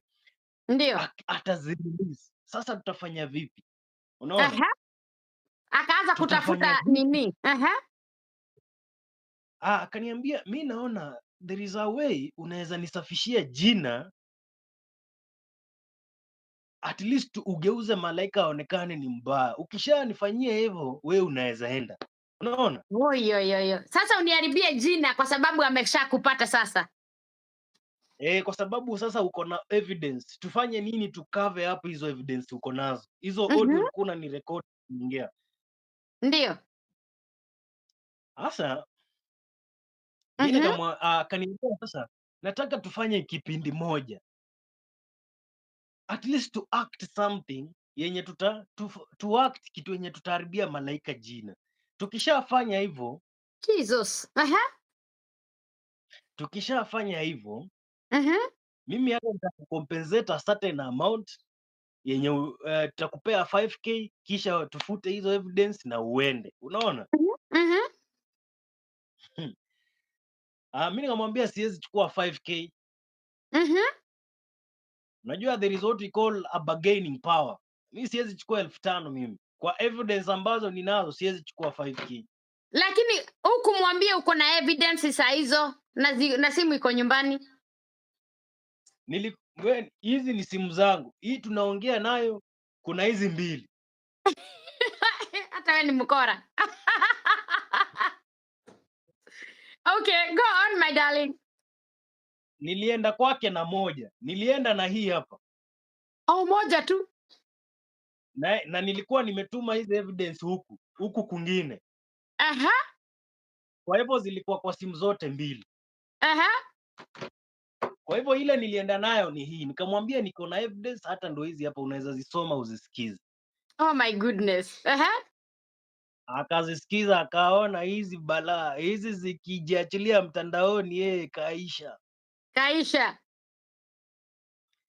Sasa huu muda wote amegwama. Mimi namwambia siwezi fanya kipindi na 5k unless unipe pesa nzuri ndo nitafanya. Ndio muharibie Malaika jina. All right. Kumbe huu muda wote anasema bro, sasa mi hata hii maneno imenishinda, wacha nipigie watu afadhali wakuje tusikie. Anapigia J anamwambia yuko mbali kabisa, anapigia Deno pia anamwambia yuko mbali kabisa. Unaona? Ndio. Sasa akaanza kutext sasa vijana wake kina Bravo wao. Ndio. Sasa inafika, unajua nimeingia studio saa 7 usiku ya mchana, imefika saa moja ya usiku bado tuko pale, hatujafika agreement. Hey! masaa hiyo yote na umepewa matumbo na ugali. Hiyo siku sikupewa, msaliti huwezi pewa ugali. Ehe, ulinyimwa matumbo na ugali. Nilikuwa njaa, yani nilihisi njaa jamani, yani hamna. Ehe. Hasa kufika hapo Ehe. akasema kumbe alikuwa na text hao vijana. Inafika saa moja, mi naona kina Bravo wameingia na hawakuwepo. Unaona?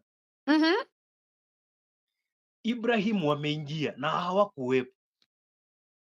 Wote wakaanza kuingia kwa hiyo room. Kwa hiyo room na hawajakuwa, kumbe alikuwa na watexti wakati tunaongea, na watexti anapanga vile watanifanyia mabaya. Unaona? Sasa mimi nilivyoona kuwa hapa nipo hatarini, giza limeingia, niko peke yangu hapa na watu ni zaidi ya 10. Oh my goodness. Mimi unajua alikuwa na shoot pale kipindi Ibrahim amekuja na pesa, sijui pesa ya Illuminati pia. Sasa mimi nikaambia cameraman, sogesha kamera mimi nipite niende nyumbani. Nilivyopita hakutaka kusogesha. Mimi nikapita katikati ya kamera, walikuwa wana shoot na Ibrahim Nikapita pale, nafungua mlango nikaenda. Sasa wakati mimi natembea naenda hata sijashuka stairs. Jamaa Bravo, Elvis, Ibrahim, Champe, kikundi yote ya watu 10 ikanifuata mbio. Unaona? Sasa umefuatwa mbio na hao watu wote mpaka Ibrahim. 10 people, all of them. Wow. Mimi najaribu kukimbia, nafika stairs, wakanifikia wakanishika na mikono. Hawakutaka hata nifanye wanaenda wanafunga mpaka gate, unaona? Wananibeba juu, wananiinua juu. Niliwaonyesha hadi alama hizi, nilikuwa naumia hizi hapa bado nawaonyesha. Onyesha watu alama walikufanyia unyama. Hizi alama zao hizo. Mpaka kuna nyingine hapa na huku kwa mgongo huku. Yaani walikufanyia unyama kwa sababu ulikuwa wewe unataka uachane na utaki hizi vipindi za Illuminati, lakini already ulikuwa umeshacheza hizo vipindi. Sio hata ati ni kwa sababu walijua niko na kitu ambayo niko na evidences ambazo zitawamaliza, na hawakutaka nitoke nje ya hiyo building na hizo evidence, walitaka wazifute kabisa. Mimi nikakubali, nikaona sasa hapa huwezi bishana na watu 10, unaona? Ndio. Na uko peke yako, haiwezekani. Mimi nikarudi chini, nikarudi kule ndani. Nilipofika kule ndani, Devi kumbe amewatuma, anakuja pia mbio. Huyu jamaa sijui nini, ingia pale ndani. Mimi naingia ndani ya studio na keti chini. Sasa wanaingia wote 10 wanasimama. Mimi nimekaa tu, wamenizingira, wamesimama. Yaani kamtu kamoja kamezingirwa na watu 10. 10. Sasa wanaanza mpaka Bravo anakuja anachukua simu yangu. Ati this is your phone. Na madharau anasonya mdomo kama sijui nini, na hata yeye amechangiwa kama sijui nini. Unaona? 500, 300, 250 ameiba. Haya, endelea kwa sababu hapo tutakuuliza pia baadaye. Hey, Jesus. Hey. Anajaribu kuzifuta sasa. Unaona? Mimi nikawaambia, na niliwaambia kusema ukweli, nikawaambia hata mkifuta evidence ambazo ziko kwa hiyo simu. Ndio. Mimi sio mjinga kuja hapa na evidence kwa simu moja. Kuna zile nimeacha nyumbani. Yaani uliwaambia hivyo wasi na huku hapa watakufuata nyumbani. Waende wapi? We, sheria ina mkono wake wewe. Sasa Devi anaambia watu wanataka kunipiga sijui nini. Nini? Sasa nani ndo walikuja na Freddy ndo aliingia, kumbe alikuwa anakuja kudownload video zake kule kwa wifi. Na Freddy ndo alikuja akajua hapa kuna joto jingi sana. Akajaribu kutuliza watu, akasema hapana, wanaume huwa hawahandle vitu namna hiyo, Mhm. tulieni. Sasa Mhm. ndo akaanza kuongea, unaona, Mhm. kuja pale Fredi akasaliana, tukasema sasa nataka tupige kipindi, na hii kipindi kwa sababu ulikuwa umeshacheza awali kama Gaddafi, Ehe. ikajulikana huko Illuminati. Sasa nataka hata ni vizuri Pastor Nanzi anakuja. Wakapigia Pastor Nanzi simu, Pastor Nanzi akakuja. We want to hear there. Pastor Nanzi alipokuja Ndio. ikakuwa eti tupange kipindi, Devi ako tu studio, Chambe wanajaribu kumdanganya aingie Illuminati, kisha Chambe wajifanya wanaita mkubwa wao ambaye ni mimi. Sasa mimi nitokelezee, unaona, and then nikiwa hapo Aha. nianze kuitana majina, niseme malaika ako Illuminati, nimetumwa na malaika sijui nini, watchdog ako Illuminati, Dante yuko Illuminati, unaona. Can you speak it louder? Speak it louder. People they want to hear there. Mhm. Na narudia kusema ya Mhm. kuwa nikaambiwa sasa, utakapoingia kwa hii live uanze tu kuita Illuminati, useme umetumwa na Norway, Germany, Japan, Norway, lakini usisitize sana kwa Norway. Useme umetumwa na mtu kutoka Norway, ndo bosi wenu, sijui huo malaika ndo bosi wenu. Alafu Oh, sasa yeah. wacha nikurudishe pale nyuma. Awali Mhm. wakachukua simu yangu wakaangalia zile message tulikuwa tunaongea zote, wakasema kumbe mlikuwa mpange kuingia live. Sasa tunataka hiyo live muifanye leo. Ambia malaika, text malaika umwambie tunaingia live. Unaona? Na Nakumbuka. ndio maana nikakutext nikakwambia malaika tunaingia live. Unaona? Ndio. Wakaniambia hiyo haitoshi, nataka tuchukue evidence zenye tutatumia pale ndani. Aha. Sasa wakaniambia hebu muuliza, atakuuliza maswali kama gani, na text na kuuliza unajibu. Hiyo time Ndio. tuko na wao kwenye room, 10 of them, 10 people there. Sasa tuna plan venye tutakutanish. Oh my goodness. Asa na kutext anasema text message sio nzuri, tuma voice note. Asa nakutumia voice note na wewe unajibu, nakutumia voice note unajibu. Asa wakakuja unajua, na mimi niliwaona kuwa washamba na ndio maana nilikuja nikaona mafans pia ni washamba. Kuna Mhm. hili jina darling, unajua Darling. sisi mbona Waafrika si ndo washenzi tu, sababu ukipatana na wazungu wanaitana tu my darling, yani ni kama jina la kawaida tu, unaona. Kama mi niko na hizo tabia, si unaona kama hawa hivi, hawa wako hapa hivi, hawa wageni wangu si wamekaa pale. Umesikia mara ngapi ninakuita darling na hakuna mtu ana react waniulize huyo ni nani, na wako hapa hivi, ni watu ambaye ni watu yani wamesoea tu. Si wangekuwa wameniuliza Hapana, kwani huyo ni nani unaita darling yako? hii ni modern world, Ndio. 21st century, karne ya 21. Mhm. Unaweza ita tu mtu darling, it's obvious. Yani mi sioni kama ati ukiita mtu darling eh, Sasa unajua ulivyonitext pale ukaniambia thank you so much my darling, That is good na hata darling. nikauliza wewe unapenda kumuita darling, unaona. Yes, yes. Na hii darling ni kitu ya kawaida, especially hii karne ya 21, this 21st century. Yes. Hey my darling, my buddy, kuna hizo majina tu, yani tumezichukulia Very kama true. majina za kawaida, unaona. Yes. Tukakuja nikaingia live room, ikapangwa hivi, nikiingia live nijifanye nataka kubeba Dave nimweke Illuminati.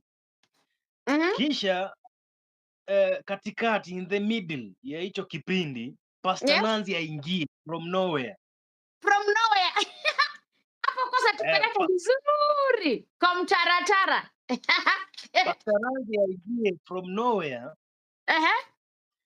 Akishaingia ajifanye sasa, ikasemekana hivi, sikia hasa, nataka watu waelewe hii sehemu vizuri kabisa.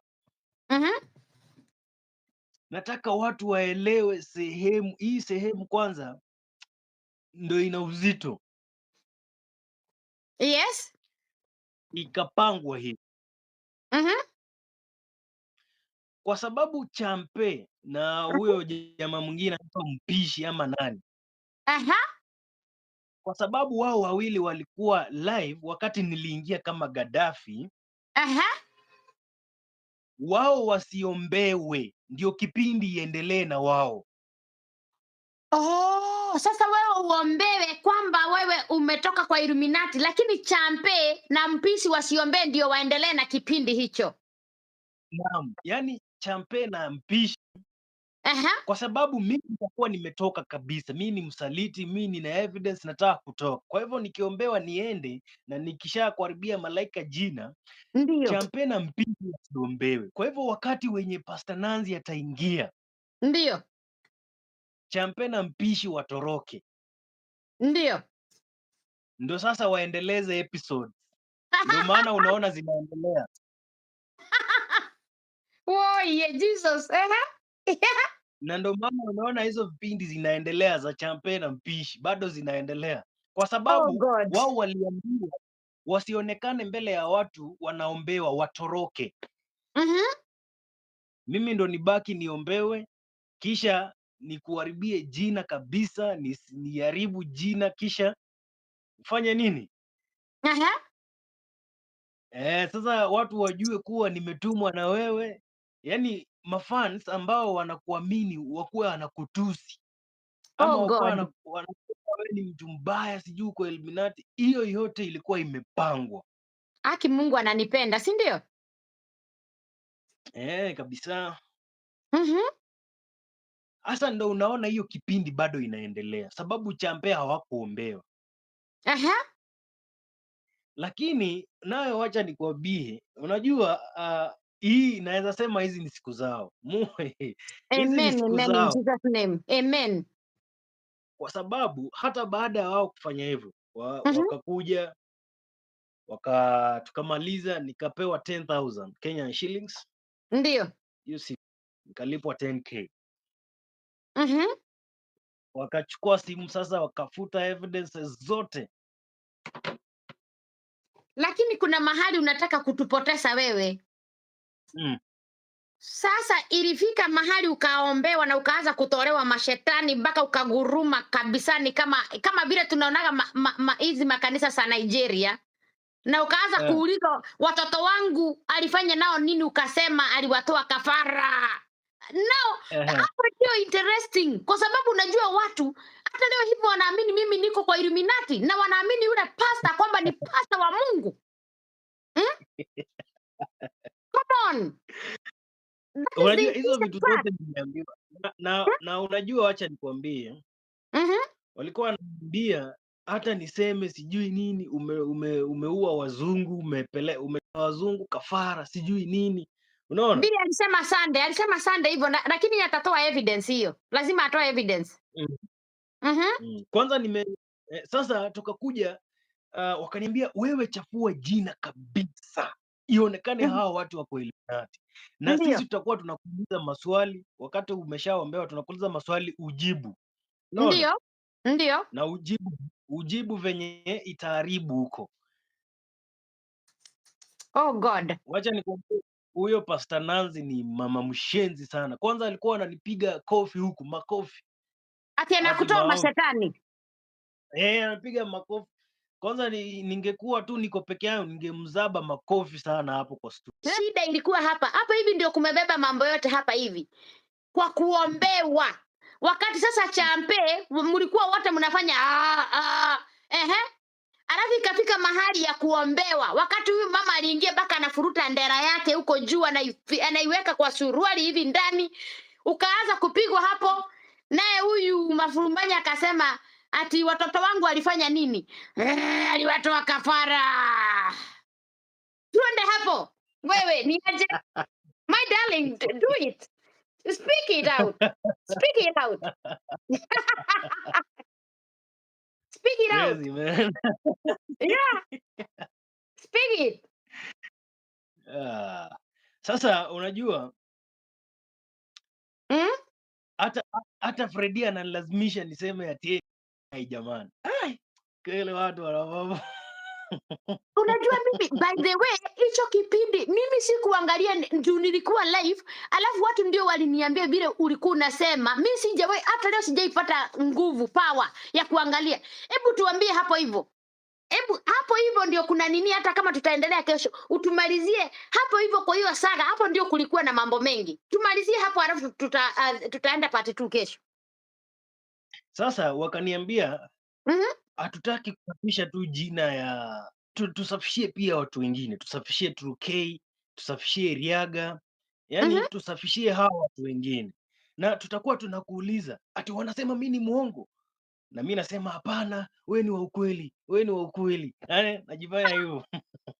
Sasa nani sasa pastor huyo nani Pastor Bonoko? Hapana, sasa Devi Aha. ati wanasema mi natapeli watu pesa, eti mi ni conman. Mi nasema hapana mkubwa, hivyo kwa Illuminati si tunaonaga we ni conman, lakini real life we sio conman. Oh Jesus. Alafu kana ruka hapo. Mimi nasaidia watu. Kaki watu wanaweza act.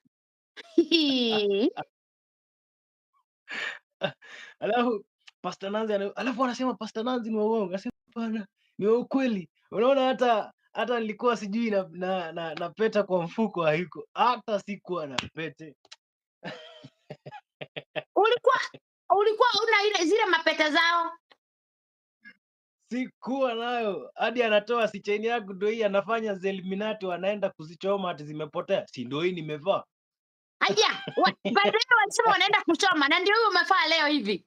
Hebu angalia watu jamani. Hey, yeah. Si walitoa saa ni Illuminati. Na uko nayo.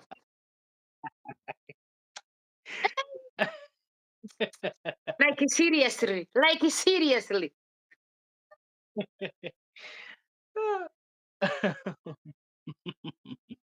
Na vile waliita kwa malaika katoto ka Mungu ka baby girl in the garden no. Ati nika Illuminati. Sasa hebu tuambie hapo huyo pastor Nasibol, hata tunamuita Bonoko, Pastor Bonoko. Sasa huyo mwenyewe akija kukuombea na anajua wewe si Illuminati, mbona alijaibisha dunia yote? Mbona alifanya hivyo? Nani anajiita mtumishi wa Mungu? Is that wrong? Kucheza na jina la Mungu. Si walimtafutia hela, si ilikuwa imepangwa yeye atalipwa aje. Kwa hiyo live waseme hana church, watu watachanga. Alichangiwa? Si alichangiwa? Ilifika pesa ngapi? I think ilikuwa 35k ama 37. Kwa hivyo yani aje akuombee, lakini mipango ilikuwa sasa akuombee akupee nini? Yani achangiwe kanisa. Aseme hana kanisa achangiwe. Na the reason ya watu kuchanga hivyo waliona amefanya kazi ngumu sana ya kuombea mtu wa Illuminati na akarudi sawa. Exactly. Oh God, may God have mercy. May God strike every powers of darkness ambazo wanatumia ishindwe kwa jina la Yesu Kristo. Alafu baada ya show Devil na Malaika na Fred wanaenda kugawana hiyo pesa ya kanisa. Wait a minute. Wait a minute. Kwa hivyo pesa hata ikichangwa 35 haikuenda na pasta. Wewe rudia hapo. Haikuenda na pasta. Haikuenda na pasta. Wangawana. Ilienda kugawana watu watatu, Dave, Fred na Nancy mwenyewe. So kila mtu alichukua na hao mavijana wengine si hao wanapewa ya kawaida, huwa wanalipwa every Saturday, sijui ni 3 4 6k, sijui ni pesa ngapi. Every Saturday ndio wanalipwa. We mimi hata nimestuka. Kwa hivyo hata yeye vile anachangiwa pesa za kanisa kwa sababu ni acting, hata yeye hakubeba hizo hera. Jesus.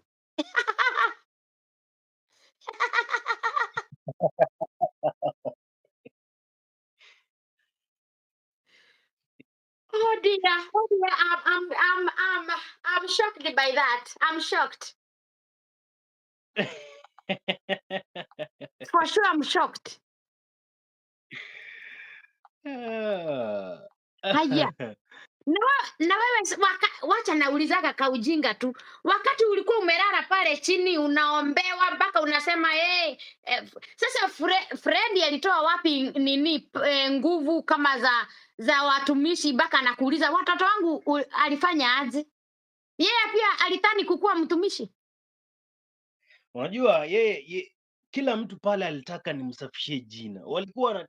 Nilikuwa natumika yani. Sasa kila Mhm, mtu aliona opportunity nzuri sana ya kutumia mhm. mimi kujisafisha. Na ndio maana ulikuwa unaona mpaka Fred anauliza, na mimi wanasema mimi si DCI. Mimi ni DCI ama si DCI? Sasa Ehe, ilikuwa nijibu wewe ni DCI wa ukweli.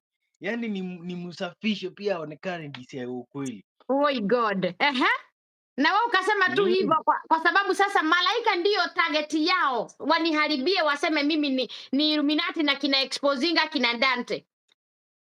Alafu usikia unaona mwanzo wa hiyo live yao nikiingia, nilifika mahali nikaona hii mambo ni ya upuzi sana, sikuwa nakubaliana na wao, Mhm. na nilikuwa najaribu kusignal mafan waone kuwa hii kitu ni script. Nilikuwa Unafunga nafinya macho. jicho Mhm. nilikuwa nafinya jicho, naambia fans, nilikuwa najaribu kufinya. Ukiangalia hiyo video yote, kuna sehemu nilikuwa nafinya jicho kwa kamera.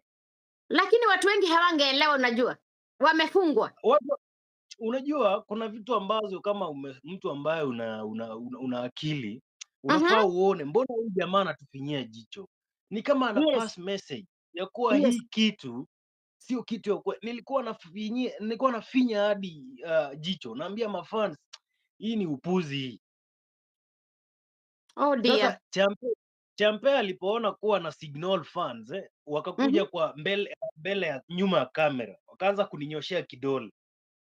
Yaani nisijaribu kufanya hiyo kitu nilikuwa nafanya. Hai. Na yeye si alikuwa ile, na yeye si mlikuwa pale hivyo mwanzo mkifanya Eh? Sasa alikuja nyuma ya kamera na kuambia usijaribu. Alikuwa ananifanyia hivi. Hey, hata wewe unaweza act, yani to be honest. Yani ulilala pale chini unagongwa wewe, umetoka wapi? Umetoka wapi? Nimetoka Norway. Nimetoka Norway. Mpaka unagongwa tena hai. Like seriously Huyo mama Jerry. ni mshenzi. Alinipiga makofi. Yaani huyo Karibu hata kutoa sijui meno atanipiga. jamani. Yaani tungekuwa tu watu act, ningempiga mangumi za kila rangi huyo. Yaani Na sijui huyo na hebu tuambie, wakati mlitoka pale wakati mkasima kamera mlienda kucheka na hapo ama walicheka wakasema good job? Walikwambia good job? after tumemaliza tukaanza kuingia live tuone reaction zako za Watchdog za Dante. Kwa hivyo tulikuwa tunafurahia venye tunaangalia vile mafans wanakutusi kwa live, tunasikia vizuri. Yani because for them job well done, washawaangamiza kabisa. Unaona? Yani wakati mlimaliza by the way mkamaliza wakaanza kuangalia vile mafani wananitukana. Sasa wao wanahisi raha, wanasema da, kweli tumefanya kazi nzuri kabisa, hao watu Shetani tumewamaliza. yashindwe kwa jina la Yesu. Hebu imagine kama alikuwa mtumishi wa Mungu ule. Unaona ile maombi mliomba alikuwa naambiwa pale mpaka huko kwa mitandao. Hebu imagine mpaka fans wanaomba fire malaika tunakulaani, ulaaniwa malaika, wewe ni shetani, Illuminati, nini na nini, wanarusha moto. Hebu imagine kama mimi sijasimama na hili neno la Mungu. Unajua hiyo maombi yenu ingenimaliza, lakini siwezi. Hiyo maombi itawakura. Na unaona mafans wanaomba kwa imani, wanaomba wakimaanisha, manake wao hawana habari ya kwamba hawa watu wana act, hawana habari. Sasa wanaomba maombi ya ukweli. Sasa hiyo maombi wanaomba fire, hiyo itawarudia na utaona itawamaliza. Hiyo maombi ni kali sana, lakini mimi maombi yao ni null and void. Hata waende wapande juu kwa mti hawaniwezi. Manake I am that child of God and I believe in God 100%. I can never fail for that trap. Pastor kama huyo mpaka ana nini?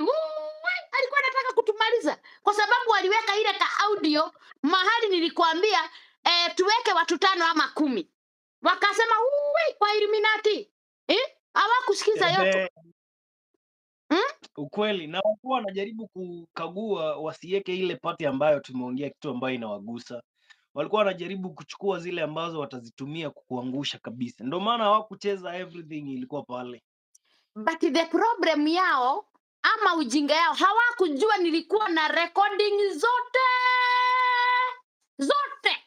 Juu mimi nilisema mtu yoyote ananipigia simu na anataka kuja kwangu lazima nimrekodi cause I don't believe them, I don't trust them.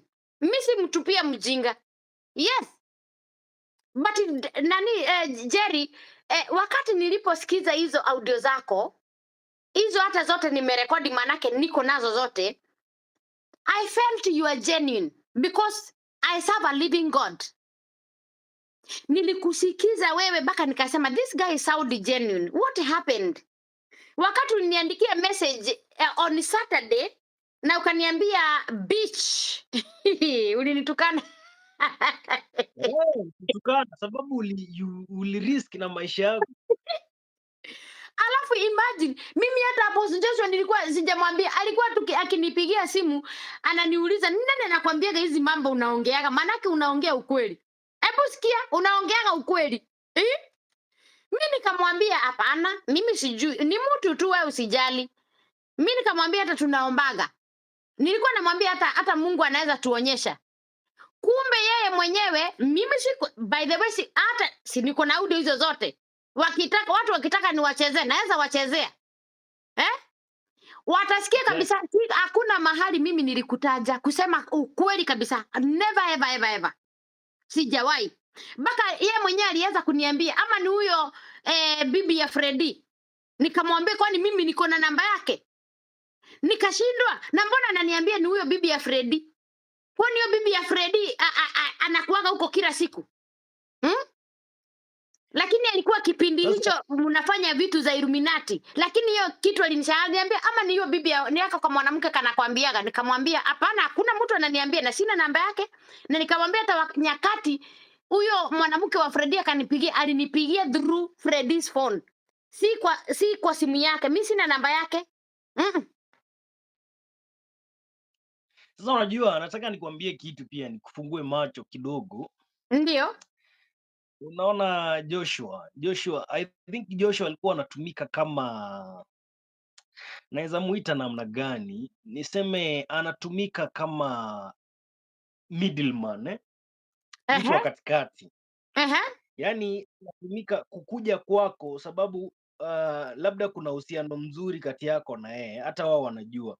Sasa wamemweka pale, function yake Joshua ni kuja kwako, kukuchunguza kisha abebe awapelekee. Unaona? Yes. Hiyo ndo kazi Joshua alipewa. Ya kukuja kwako kutafuta information kisha awapeleke. Yaani akuja aulize upanga nini na hawa watu, je, unawachukulia hatua nini? Sasa ukishamjibu naye anabeba anakuja anawaambia amesema hivi na hivi. So Joshua is a middleman working for these people to get to you. Unaona?